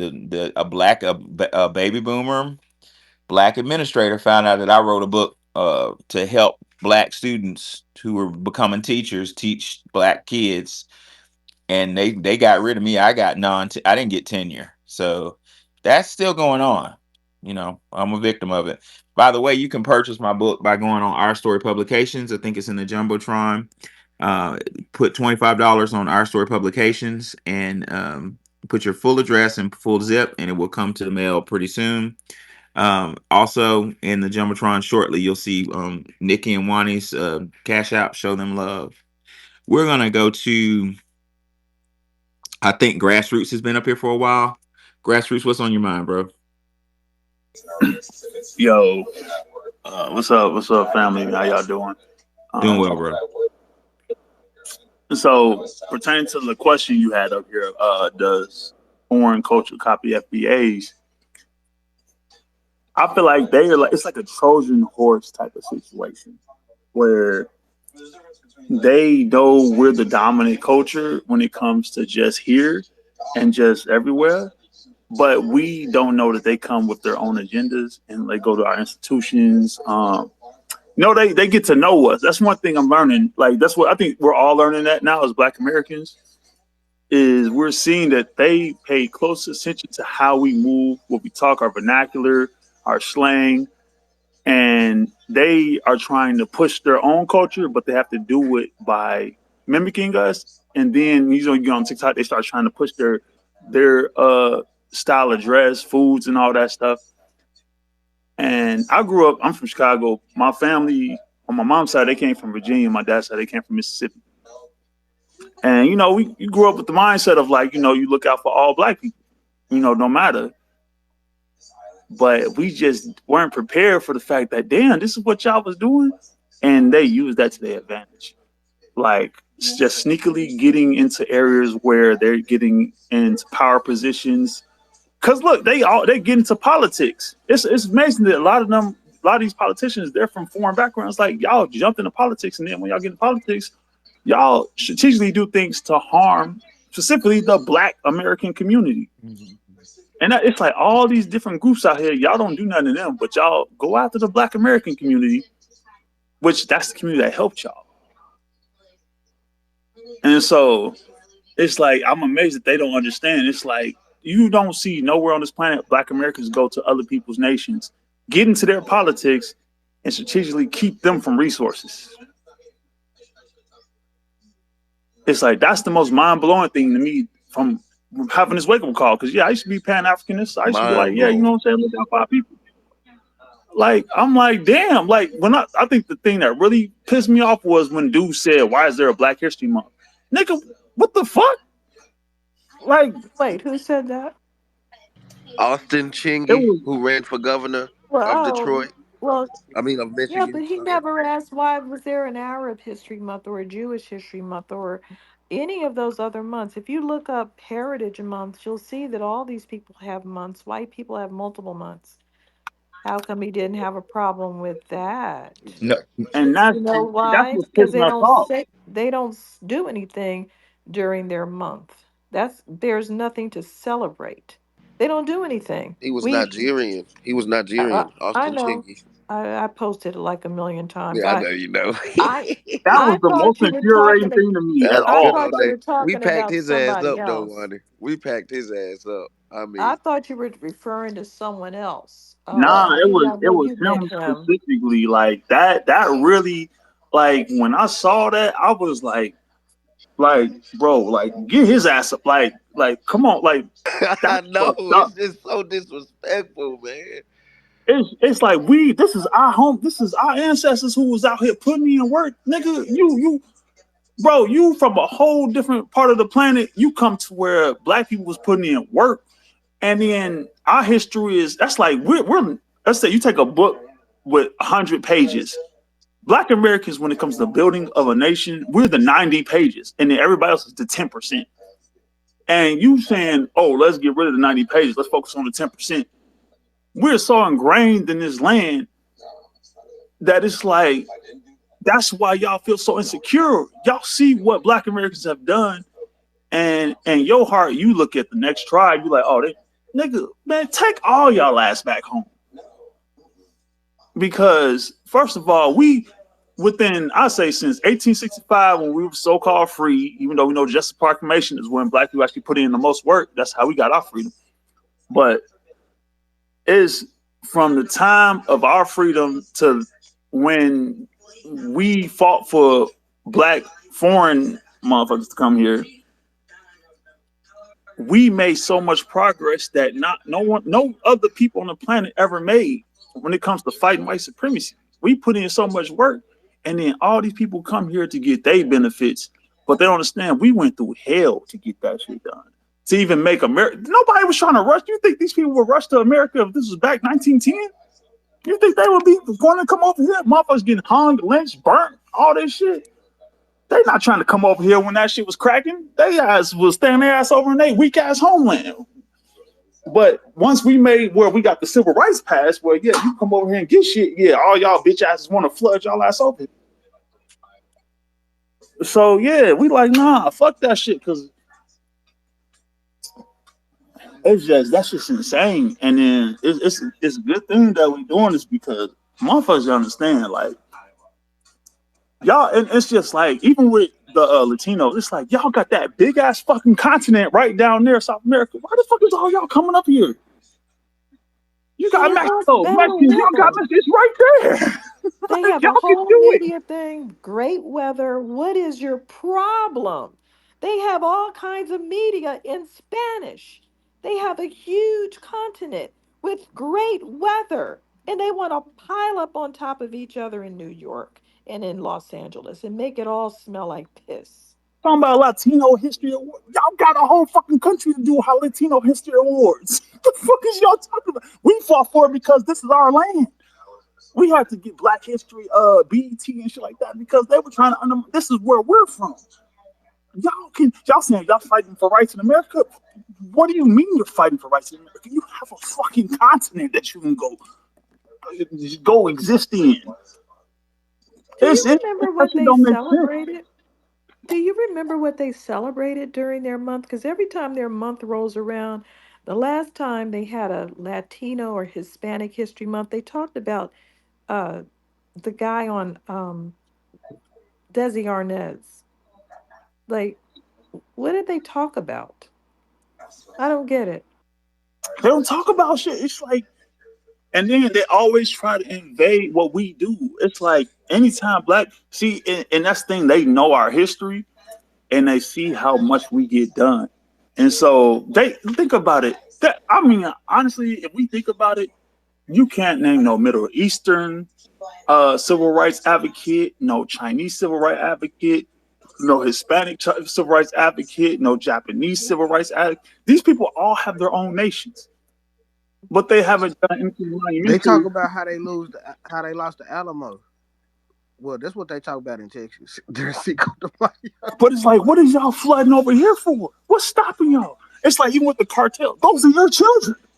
Y'all the ones raising them. So for the cartel to run Mexico, y'all are allowing it to go on. There's no multi ethnic. There's not a bunch of different races in Mexico. It's Mexicans. Yes, we know there's like you got the white Hispanics, black Hispanics, but I'm saying just in general, right, the way they think, they look at themselves as each other. America Mhm. has always been split since its inception. It's always been black Americans and white Americans. We've been fighting for our freedom, but these other people act like they're. What are you fighting? You're fighting your own people. That's the sense. That's what they don't get. We're fighting for real freedom because we're dealing with a real war of our own freedom in a land that we built. And they come here because they don't know how to get their own people under control. Well, I can't get my kids under control. Our kids grow up and he wants to go do it. Like, what the fuck? Go deal with your people. We're fighting for economics. Not, it's just amazing to me. It's like that, like with the fact that we saw how many people flooded over here during Biden and them. It's like these motherfuckers, and it's all men. Like, so y'all coward ass niggas don't want to fight for y'all nation to make it better. Y'all want to run somewhere. That shit. It's like, where's your heart, bro? Like, you have no courage, you have no integrity, no dignity. You just left. You leave. You got motherfuckers leaving their kids, family behind. Like, They're literally throwing children over a 14-foot wall and not even getting in trouble by the international community, thinking children bounce. No, they don't bounce. Stop throwing your brats across our walls. you had black And Americans going. We were finna go. You had black Americans lining up to go over there. What was it? Ethiopia to go die. We're going places to go die for their freedom. Never do that again. Better hey, not. hey, We not we to talk hadn't. about this is like human trafficking. Somebody said that deportation is like human trafficking. Somebody said that today. Well, one thing I want to say is we did a lot of things and we hadn't met these people collectively. And there was a 1950s film of an Ethiopian talking about, I have no Negro blood, telling a whole panel of white people. It was hilarious. They're looking like, huh? Well, what the hell is it? Oh, the little foreign exchange students Oh, and shit. Lord. It was a hot mess. Anyways, Hey, why am I taking my the one black that he ass said he over went there? into the barber shop. Which one? He said he went into the barber shop. They. I did not feel segregated. Who? He, Kofi Annan? the little Ethiopian Oh, man. that's He another said he one. didn't know. Go ahead. No, he was saying that he went into the barber shop. He didn't feel segregation. I'm like, what you mean you didn't feel segregation? They don't even know what that means. But I'm gonna let other people hop on. You know, I appreciate y'all. Thank you for Thank your you. contribution. Oh yeah, I just want to say right quick before we go to the next speaker. I think it's Mr. Freedom. Um, I want to say uh oh, I just lost my point. I had something so good to say. I lost my point. It slipped right out my head. It'll come back to me. Go ahead, Freedom, Mr. Freedom. If you think about it, Professor, just you could break in. Right on.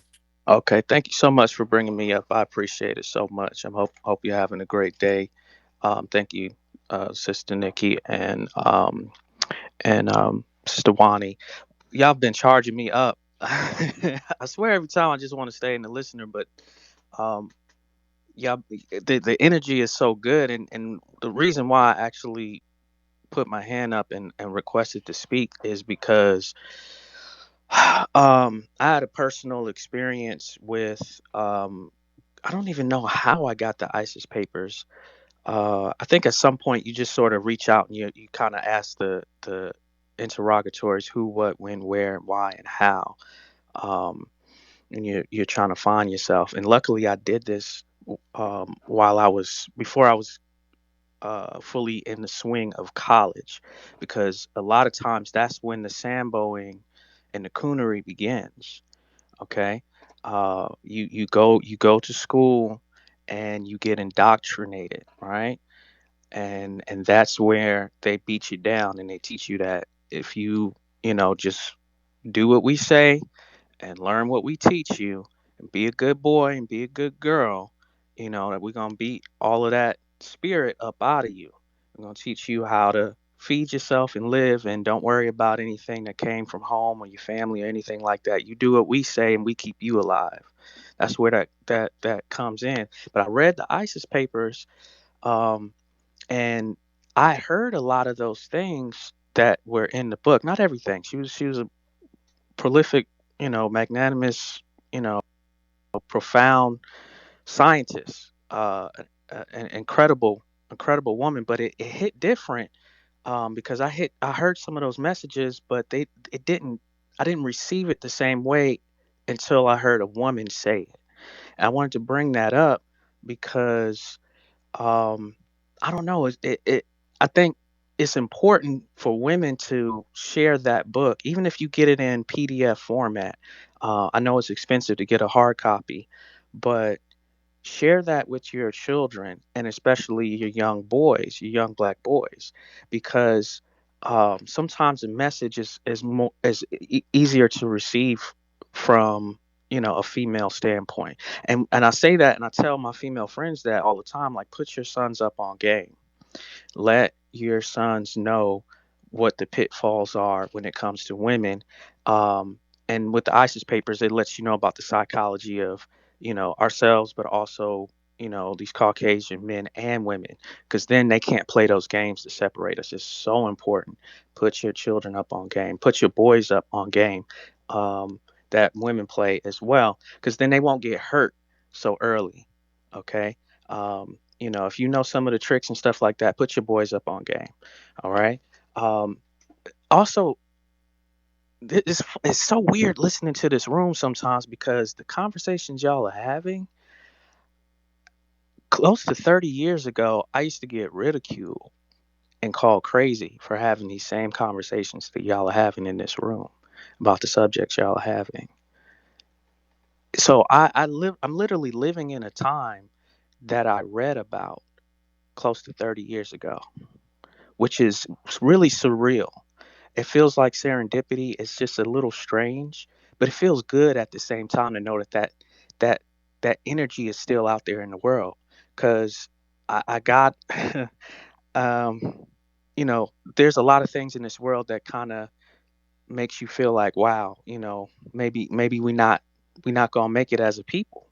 You know what I'm saying? Especially if you're looking at media and, you know, the reflection that they put out there for yourself, you're like, oh man, this is not what I grew up with. You know what I mean? The way they make my women look, the way they make what I'm supposed to be, uh, you know, however they imagine what masculinity is supposed to be for me, this is not what my neighborhood told me, or how they treated me.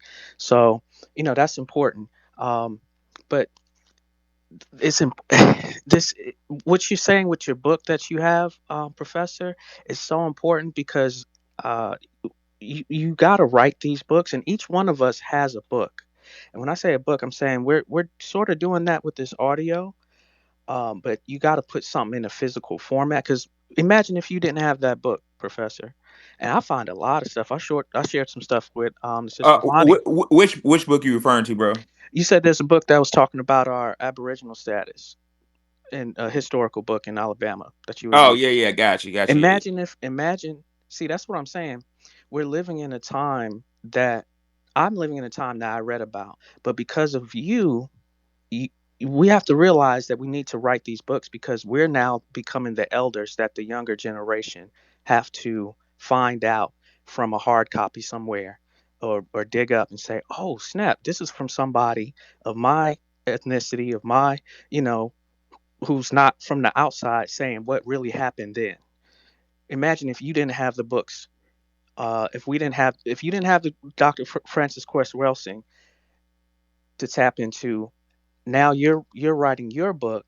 Imagine future generations not having your book. It's the same thing. I'm saying we're the elders, we're starting to get to that age. So that's really important. There's a lot of trees that have been cut down, and that's one of the things I hated the most about COVID, taking a lot of our elders. But we're planting seeds now, and if those trees get cut down, then we may not be able to bask in the shade of it. But you can make a book from the from the wood, right? From the wood fibers, and tell a story. You know what I mean? And it's a mind fruit that the next generation gets to eat from.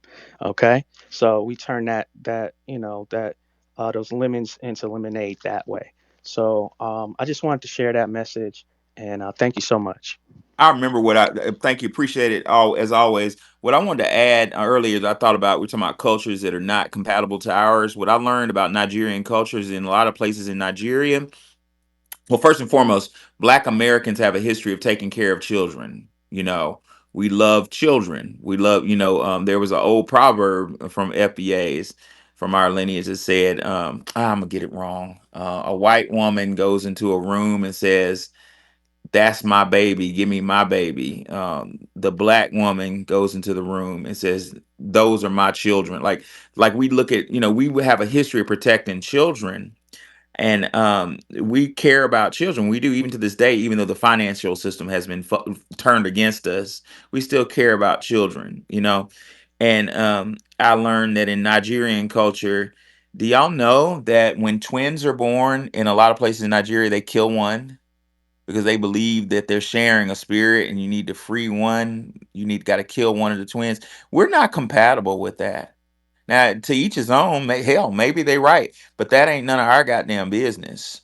We need to police our own group. You know what I'm saying, and be careful of these dangerous influences. I would ask any millennial or Gen Xer to remember, early millennial like myself, to remember Luke. Y'all remember how music was before Luke? I do. I was in elementary school, and I remember we were dressing up in ties, listening to Boys to Men and shit. And then Luke came around, and that's when all that fucking booty shaking and shit came from a foreigner. Go ahead, Ether. What's on your mind? Good evening, everybody. Can y'all Yes, hear me? sir. Yes. It's good to talk to y'all again. I want to go ahead and shout out Dr. Frances Grace Wilson. Happy birthday to her. Um, one of my favorites.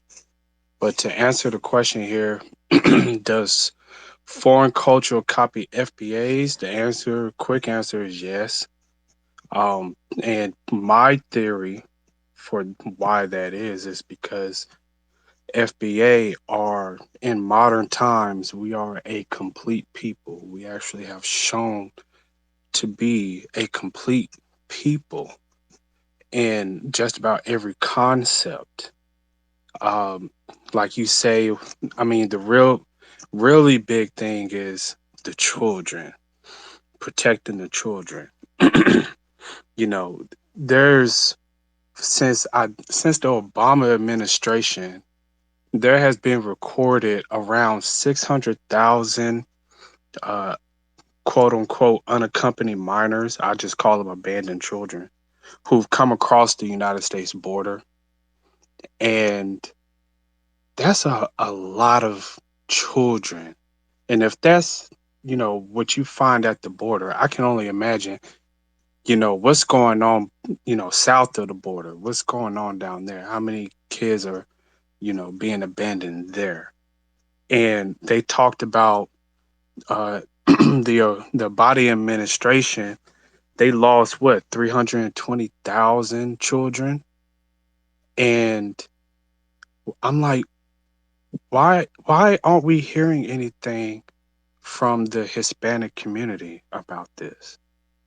They're protesting deportation, protesting Trump, and I don't really see them, you know, making a big fuss about all of their children missing. And I mean, like, if it's black folks, it's just one child goes missing and we can't sleep at night. And everybody's going to hear about it. It's going to be all over the news.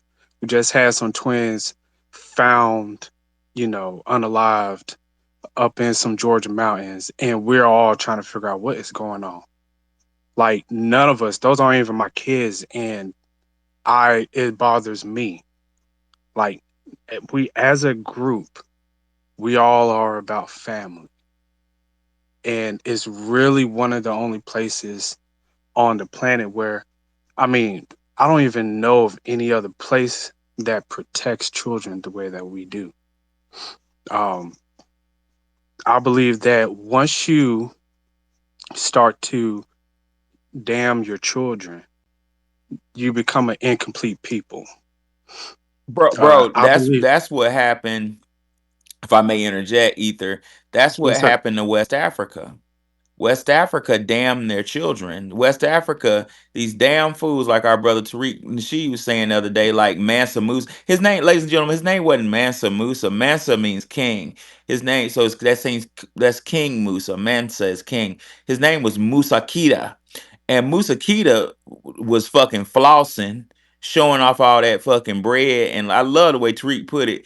Musa Kita made the goddamn block hot with his dumb ass.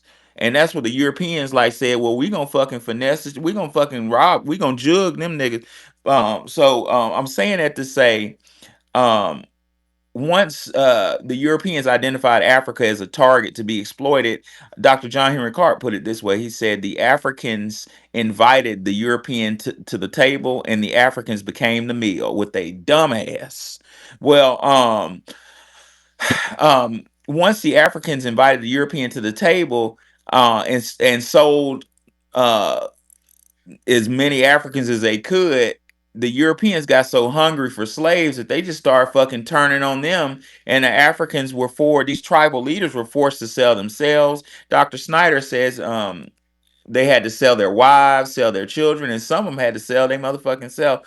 So selling children, bro. Some scholars, including myself, say attribute that to the disorder and disarray of Africa. If you ever been to West Africa, as I have been all over West Africa, it's still in disarray. I think part of that damage is spiritual. I think, if you believe in a higher power, how would a higher power view you if you would dare sell your own child to a lunatic foreigner?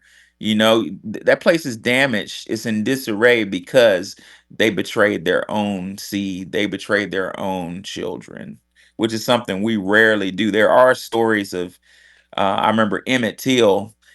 I remember being a child madder than a motherfucker in history when I found out that his uncle Mose Wright. You remember when the white Klansmen came to his uncle's house in Mississippi and was like, "Give him up. Oh, come on, give him up." And he was like, "Well, I had to give him up." That wouldn't have been me, my nigga. We all would have died in that goddamn house, and y'all would have never heard about it. But that's kind of like the FBA attitude in general. But there are exceptions. Okay, but go ahead and land your plane, Ether.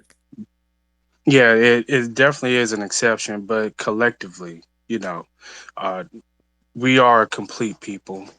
And, what makes us complete? Well, I have 24 words that would make us complete: dangerous, honesty, selflessness, strength, leadership, respect, heroic courage, self control, humility, spirituality, sincerity, courtesy, passionate, honor, responsibility, compassion, duty, confident, loyalty, health, wisdom, character, justice, family. Those are the words that describe us. Some groups of people have some of those things, but they're missing some of those things. We, as a people, have shown to, reproduce people who have all those things. Not saying all of us are like that, but we have been the most consistent group of people who have those things. And we are so consistent uh, with having those concepts that you have people, ever since we started this delineation thing, you have people from Jamaica, people from, different places in the Caribbean and from Africa. They all of a sudden they have an identity crisis. They say, well, if I go back to Jamaica, they're not going to really accept me as Jamaican. I want to be black. I want to be Black American, but I know I'm not Black American. I know I'm not Haitian, but, I still want to call myself that. And it's like, well, yeah, you're doing that because you're incomplete and your people are incomplete. And, you know, we're able to point to all of our hard work and accomplishments and everything our ancestors have done, and we stand on their shoulders and we can be proud of that. And they don't have that to be proud of. Even if, some of these cultures even have a longer history than us, like China, and they have a lot of things that they can look back on. But even some of them, especially with their young, they copy our culture. We're dealing with incomplete people, and we are the most complete people on the planet. And I'll go ahead and land my plane there. Yeah. Well, one thing that none of these people have is that humanitarian spirit because they will sit there and let children just sit there with flies on them and then literally pick the child up and try to pimp the tourist to think that that's their child to give them money. And they will let that child lay there, die, and be eaten by a vulture and just keep right on walking by. We would never do that. I remember one thing real quick with Casey Anthony since she's back in the news. I remember after that trial, a whole lot of black women were outside crying because that child didn't get any justice. But it was more black women crying than white women. So, yeah, we do care about children. And I was right there. I felt very, very bad that that child did not get justice, especially since the mother had that point of view. I've seen other white women get away with murder, but this particular one rubbed everybody the wrong way because she couldn't claim to be crazy or stressed out or anything or an accident. She was clearly a murderer that got away with murder. Yeah, no cap. BJ, what's up? Oh, and the BJ then Trisha. Yo, what's good with y'all? How y'all feeling? Doing well, brother. What's on your mind? So, I was just reading. Of course, foreigners want to copy our culture. One of the things that's apparent in just our culture is new, right? Most of these cultures and customs have been around for thousands and hundreds of years. And so when you're talking about FBA culture, that is something that's new in the relative of, cultures that's been around for centuries and hundreds and thousands of years. But if you think about everything that was taken from our customs, our language, everything of the sorts, and so we recreated what we know now today as foundational Black American culture, which is contagious, right? You see people in Korea mocking hip hop. You see people in Europe. You see people even in Africa. You know what I mean? They got Jay-Z and Tupac shirts, right? And these are FBA Black American cultural icons, right? And so even when you think about Michael Jackson globally, like how many artists was more famous or more accomplished than Michael Jackson of foundational Black America, right? And from not only just accepting and embracing and inventing our culture, like you just think about even when it comes to literacy rates, right? So the other day I was reading about in 1860 the Black literacy rate was 10%. By the time you got to 1910, the Black literacy rate was 70%, which means that whatever we actually indulge in, we accomplish and like surpass, like to the highest levels. And so when people watch that, they envy that, right? One of the things that pissed me off earlier just online, so I believe yesterday was Latasha Harding's birthday. So I'm from LA, and the 1992 riots was very significant. I grew up in the area. I know like Damian Football Williams. I know like all of these. Like we all from the same neighborhood to the point to where we've been here for generations. So like they mamas know my mamas type shit, and so you had the Koreans kind of like mocking her death, which was a 15, 14, 15-year-old child that was executed, turning her back, and they were like mocking her death and saying, but it's like, y'all come into our spaces, y'all open up businesses within our spaces and our neighborhoods and our communities, benefit off of it, and then you got the nerve to literally try to talk shit, talk about how many blacks killed Koreans in LA and all this other bullshit. But I said all that to say our culture is one of the cultures that you could really say is original, right? These other folks, their culture been around for so long, and it's just been passed down from generation to generation to generation to when you see our culture, it seems like every 10, 15 years, just the style changes, the hairstyles change, the clothes change, right? The language change. Like I'm a millennial and I'm from LA. So the lingual that, I have a 20-year-old, I'm 40. So I have a 20-year-old, and the lingual that they saying now is nothing like what we were saying in 2003 or 2002 when I was in high school, right?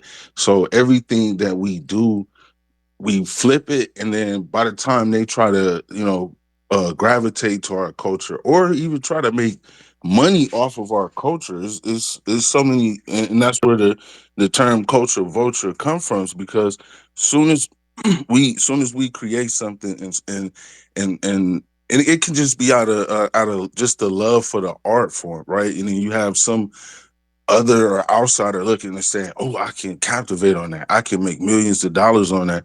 And like, just look at so many artists from the 40s and the 50s and the 60s that didn't even get paid, that don't have their royalties or whatever the case may be off of the art form that they created, probably just due to, the blues was created because somebody was feeling sad and sat down and wrote a song and created a whole genre. Rap got so many different genres now. Just one genre has like four, like you got backpack rap, you got West Coast rap, East Coast, like just the way in which our culture and our art forms just transform into something that is contagious, and people see it, they want to mimic it, they want to mock it, they want to be cool. And one of my sayings is everybody want to act black, but don't nobody want to be black, because it's a lot of overcoming and triumph that we had to go to just to be ourselves. Like, it was times, like, I'm looking at folks in Korea getting a fake dress. It was times where if you wanted a decent corporate job, like, you couldn't even show up in dress. And so now globally, you see all of these folks literally copying and mimicking from our hairstyles to our fashion to the way that we talk, the way that we walk, you know what I mean, to the music that we make. Like, you see all of these things, and like, you don't really see, folks in Africa trying to imitate country music. You don't even see folks in Europe trying to imitate. Country music is literally an Our American music too. art form. Would you say?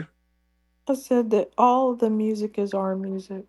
Right, absolutely. But they don't imitate what Well, they try to push to the front. that one Nigerian guy tried to copy it. Remember? Oh yeah, I well, hope they don't make that a thing because they're terrible. I hear Yeah, you, sister. talk about not having anything to do with something. Whew. Yeah.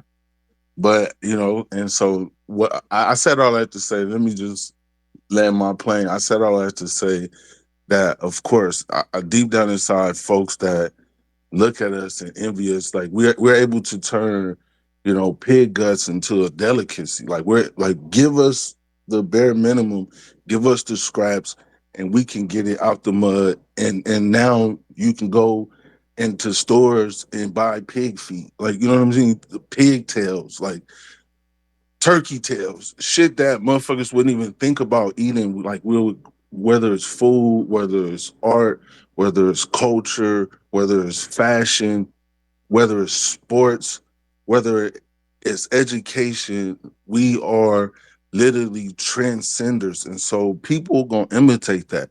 Regardless, if they see something cool, they gonna imitate it. And so, of course, hell yes, foreigners want to be like us. Hell yes, black foreigners want to be considered black Americans, but they not. And the reason why they not is because they get butthurt even when they participate. Like, one of the black cultures that we do is we crack jokes. They come to our schools and they live in our neighborhoods. We crack jokes. They damn near, you know what I'm saying, butthurt, and you know what I'm saying? Like, oh, and for the rest of their whole life, they don't like black people, not knowing that that's an enduring, you know what I'm saying, part of the culture that we do. That's what we do. We laugh at our pain. That's just what we do. But I said all that to say black American culture is awesome.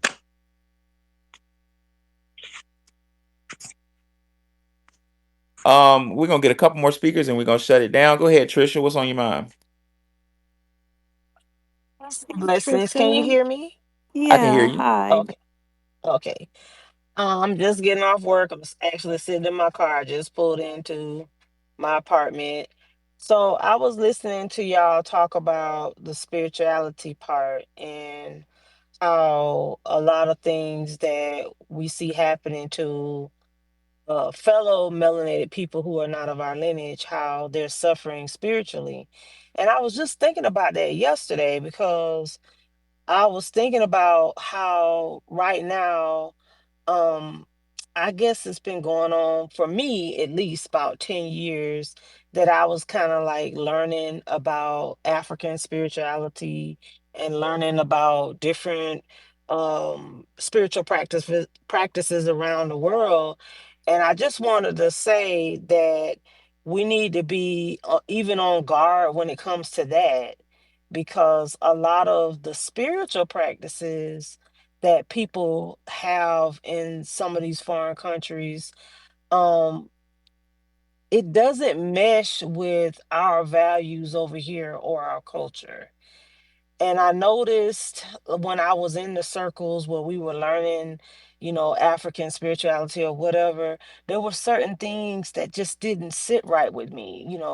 Growing up pretty much Christian, having a Christian American background in my family and stuff, and trying to kind of like force myself to learn concepts that were kind of like foreign to me. Some of the stuff made sense because it was just kind of a universal way of looking at things, but a lot of stuff, it was very foreign. And like what y'all was mentioning tonight about all the spiritual things that they did, that really, I guess I could sum it up as not to like push religion or anything, but it's almost like sins that they did against their own people, and they're actually suffering for those sins that they did, because you can't like turn your back on your own flesh and expect prosperity from that, so I think we should also like reject their spirituality stuff. I know a lot of them are Christian, but I think they still kind of put an African spin on their Christianity, just like we put our Black FBA spin on our Christianity over here. What do Um, you feel there? Because they just straight up murdered people for benefit. What are they selling as their spirituality? Because well, when you really get down to it, they just murder people and sacrifice people for gain when you well, get down to it. there was an incident. Um, it was some black girl. She looked to be about my age. Maybe she was in her 50s or late 40s or something. She went to Haiti and got some kind of ritual over there, and she passed away. I don't know what they did to her, but she ended up dying. And it's dangerous for us because a lot of us, we've been told for so long we ain't got no culture. And so we trying to connect with these spiritual practices from these foreign people. I believe in the spirit world, but I also believe that if we're going to do that, we need to connect with our own ancestors, with our own uh, American uh, practices. That's why I ended up, because I was in a few groups and they were learning like the Ifa, Orisha. Some people get caught up with the lore from Louisiana. They have a like an American style one, and then they also have like a kind of Haitian style one. And I was seeing, a lot of people getting into it. They was, you know, uh, trying to give altars to Oshun and all these different. And at first, it was kind of exciting because I felt like I was connecting, but then at the same time, it just I couldn't really connect to it. I don't know what it was. Something just kept telling me in the back of my mind. I guess I kept hearing my great grandparents, because they was Christian and they didn't grow up with that kind of stuff. They did grow up with roots, you know. And I remember my grandma saying little stuff to me like, you don't let a pregnant woman do your hair or do your children's hair when they pregnant, all little stuff like that. But that wasn't connected to all these deities that they have from these different countries. So, um, what I'm trying to say is, I ended up abandoning all that kind of stuff and ended up going back to a more Black FBA church based, roots based spiritual practice, which was in the confines of Christianity, but at the same time, it was like a Black spin to it, because Let me the ask a quick question. mhm. Why would anybody copy Haitian spirituality? Does it look like it's working for them? I have, for the life of me, I really don't understand it, because they will be talking about going over there. Like, you hear people online now and they selling classes, or they selling initiations and all this, because roots, you don't have to do no initiate. You can get initiated, But for the most part, it's kind of like folk magic. You just do your little old thing, and a lot of the roots is based on the Bible. So I just when I was dealing with all that stuff, I had a spiritual attack. Actually, that's what actually got me out of it. I Yep. literally had a You brought up a demon. I had a spiritual attack that scared the freaking crap out of me. I ended up going to Could you church. explain it? I Uh-oh. don't Fresh know. Prince is trying to One go night down the hall. it was weird because I was being drawn back to the church, and I kept feeling like my granddaddy was doing it because my granddaddy was very instrumental in my life growing up when I was very young, and I kept feeling this tug to go back to church. I was doing all this little stuff. I never really got much into the Orisha or none of that, but I was interested in learning, but it was certain things that I just didn't want to do. Like they had some stuff where you had to uh it was kind of like a blood ritual or whatever. I wasn't into that. I, some stuff that people were saying that you had to do for these Orisha, I just wasn't into that. And I just decided, and I told my sister, I said, I don't think I'm gonna, I was more I could deal with the Kemetic deities more so than with the West African deities, Yes. because the Kemetic deities didn't require blood. And I felt like, and I'm old school Christian. I'm like, Jesus died on the cross. I ain't got to do no more. Blood. No, when you start talking about blood, I start thinking, okay, that's what Jesus don't pay that price. So I ain't finna do all that. So when I would get into group circles, these goddess circles where people will be talking about these different things, and they would bring that stuff up, and I just said, my conscience wouldn't allow me to go that far.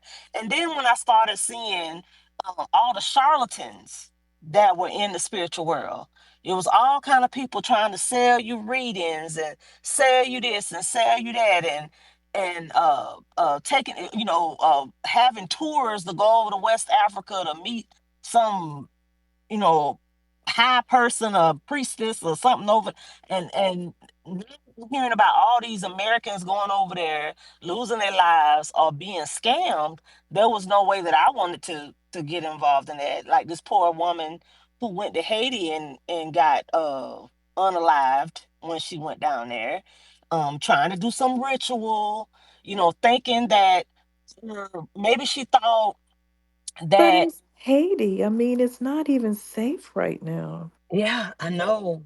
But a lot of people were this thing with a lot of FBAs trying to connect with Africa through spirituality. It's a big thing. I don't know how the delineation movement is affecting it right now because I have been kind of like putting my ear Well, to if the I may ground. interject right Mm-hmm. quickly, I Mm-hmm. do research on this stuff, and Brother Nasheed has talked about this. There's an effort. Hell, let's talk some shit right quick. Y'all remember Bobby Hemmett? Bobby Hemmett said these top universities, they have spiritual divisions. They said Bobby Hemmett said Emory University in Atlanta got a whole coven of witches and warlocks with PhDs. They know about spiritual warfare. Mm-hmm. Some of y'all seen pictures I've shown you of straight deities and spirits I seen walking around when I went to West Africa to do research. But my point of bringing this up is there are people who know, and Mm-hmm. they know that our power comes from our ancestors. And ladies and gentlemen, our ancestors are right here in the United States of America. We were here before, Exactly. and trying to take us away from that and put us somewhere else where these folks are not Yeah. our family. They're not our Well, ancestors. something showed itself to me. I started reading my Bible again, and something showed itself to me. It scared the crap out of me. First thing I thought I'm gonna do what my granddaddy taught me to do is go to church. So that's what I did, and I asked God to whatever it was to get it away from me, and He did. And I said to myself, I said, well, I kind of can have a better appreciation for the spirituality of my ancestors now because they didn't have all these deities and all this other stuff. They just had the Bible. They might not have understood everything or went according to the white man's dogma, But they knew what God's word said and they knew the truth. At least they had enough sense to know not to harm a child. They knew that we needed to work together to be able to move forward in the world. We couldn't be divided. They had enough sense to know that. So, I'm leaning more on that now. Um, I'm not like going to anybody and getting initiated and having anybody try. I'm just getting all my information from my ancestors, mainly my great grandma and my great granddaddy, and God himself mainly. But it sparked me to go back to church and also to appreciate the relationship that so many black people had with the church, not this new stuff where people are just fake Christians and they kind of just don't lost their way or whatever, and so many things now because it's like a fad now. A lot of people put on religion as a fad, but it really means something to me. And so I just wanted to say, be careful, or anybody listening to this space, be careful with getting yourself involved with their spirituality because it's dangerous. It's not a part of our culture. When a lot of the stuff that they practice, we don't even know about. We just now finding out about a lot of this stuff. I didn't know about, all the different things that was going on, and we didn't know about how divided they was on the continent and how they was against each other and not working together. We didn't know about. We just finding all these things out now. So I think it's very dangerous for us to get into their spiritual practices, in which a lot of us have. And I'm gonna land my plane there. You said something real interesting. You said that the Kemetic spiritual practices work. That's fascinating as a historian because the Kemites, if you go back to the story of Kemet, which they call Egypt, is a European word, but I'm gonna leave that alone. They were straight attacked by Africans. So, there's some history that I'm doing research on right now. So, some of them turned to Set, which is equatable with Satan. They turned backwards on the Kemetic tradition, which is the early story of Jesus the Christ. So, you're looking at um, when you look at some of West African practices, you're looking at people that turned against the story of the Memphite theology. Really interesting. All right, we're gonna get one more speaker, and we're gonna call it a night. I've really enjoyed y'all. I think it little brother. We're gonna hear from little brother. What's on your mind, little bro? Can you Yes, hear me? sir. Okay, I was just piggybacking on what Grassroots had said. I'm also a Chicagoan too, and man, from what I seen growing up, the only time that I seen that we come in contact or meet foreigners is business going. It's a business deal going on. But as far as hanging out with them and all of that, no, none of that. I mean, I went to school with a few of them, stuff like that, and ran into them in the lockup cell and stuff like that. But as far as us hanging out, no, there's none of that. And grassroots, bro. Send me some information so I can get with you. And that's it, Professor. Oh yeah, I'm still hearing you. What'd you say, bro? I was saying, telling the grassroots, what basically what he was saying is correct because most of what I've seen growing up in my life in Chicago as well, we don't come in contact with these foreigners unless it's some type of business deal Oh going yeah, on. oh yeah, and or You know? academia where they take shit over. That's why I'm even on. I'm relatively new to, believe it or not, to Twitter. I came on here because I was teaching at a college, historical black college, and just sat back and was like, wait a minute, like why are all these foreigners, like these Africans, West Africans, taking over the seats of power at the. And then I sponsored a little group for FBAs that were in military, they were in ROTC, Uh huh. and my FBA children, my undergrads and a couple of my grad students would be like, "Man, I have a 4.0. Why am I not getting in this?" And then the last straw was I had a little girl that wanted to pledge a sorority. I'm not gonna say the name of it, but y'all know it very well. And she got bonked Yeah. out. She lost her seat to a Nigerian girl. I was like, wait a minute, that sorority was created to help the black community. How's a Nigerian kicking you off the line? She got the Nigerian girl got picked instead of her. I was like, this shit's out of line. So I wanted to understand it. But yeah, they're taking over the wheels of power. Bro, this is an attack, is what the fuck this is. Yeah, the bootleg crowd. Yes, sir. Ladies and gentlemen, I really enjoyed y'all. Check the jumbotron if y'all want. I wrote a book on this subject where I have information I can't really say for fear of being canceled. You can purchase it by putting $25 on Our Story Publications on Cash App. Just make sure you put your full address and full zip and full name, and I'll send the books out in a couple days when I send my next batch. If you bought a book from me earlier this week, thank you, and it will come to you. I'll send them out this weekend. And I did send a large uh, purchase order last weekend, so yeah, should be receiving some this week. In addition, please find Wani Spots and Nikki the Gods a Cash App and show them love for their scholarship, dedication, and time. We will bring this back tomorrow um, with another subject, but I wanted to end with a quote from Dr. Frances Cress Welsing, or she says, quote, Western, now when we say the word Western, we mean white. Western social and behavioral science, particularly psychology, has been content with behavioral fragment analyses and multiple theoretical explanations for different behaviors. This demonstrates a failure to comprehend the entire forest while focused on isolated trees or clumps of trees. Failure to comprehend those whole behavioral energy force field has resulted in the isolated behavior modification technique and programs.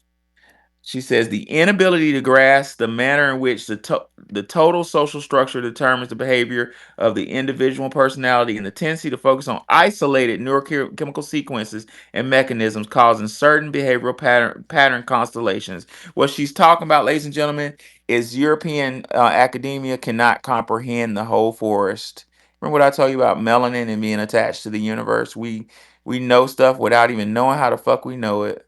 It's so many stories of people saying some told them not to go in there and the club got shot up. I hear that all the time from black people. And when I was a kid, something would tell me don't do that, and I wouldn't do it, and then something bad would have happened. Somebody got shot up or somebody got ran over by a car. We know stuff without knowing that we know it. Dr. George Washington Carver said he would, the stories say he would wake up at 4 a.m. in the early of the morning and talk to the trees. The trees would communicate with him. That's why how you knew about the plant that he told Henry Ford that Henry Ford made billions of dollars of. White people followed uh George Washington Carver around like he was a deity, learning information that the universe was telling George Washington Carver. Dr. Wilson said these group of people who run the world are not connected to the all. They're not connected to the source, and they're running around in the darkness. Last but not least, I'm gonna say what Dr. John Henry Clark said. He said, "Be careful of following people who don't know where they're going because you never know where you're going to end up." Dr. John Henry Clark told a story of a bunch of black people, uppity black people, who saw a train full of rich white people, and they said, man, I'm gonna get on that train. And they got on the train, and the train kept going faster and faster and faster, and it didn't stop. And they walked to the conductor, and they found the conductor, and they said, where is this, where are we going? And the conductor turned around, and it was the devil. And he said, I'm your father and I'm taking you home. Let's be careful with that shit. I love y'all. Wanda, you had any last words? Good night, everybody. Nikki, any last words, Nikki? Nikki's thing probably went out. Well, anyway, I'll see y'all on tomorrow. Look for us around same time, same place. Maybe a little bit earlier tomorrow. We'll pop this off. All right. See y'all later. Peace out.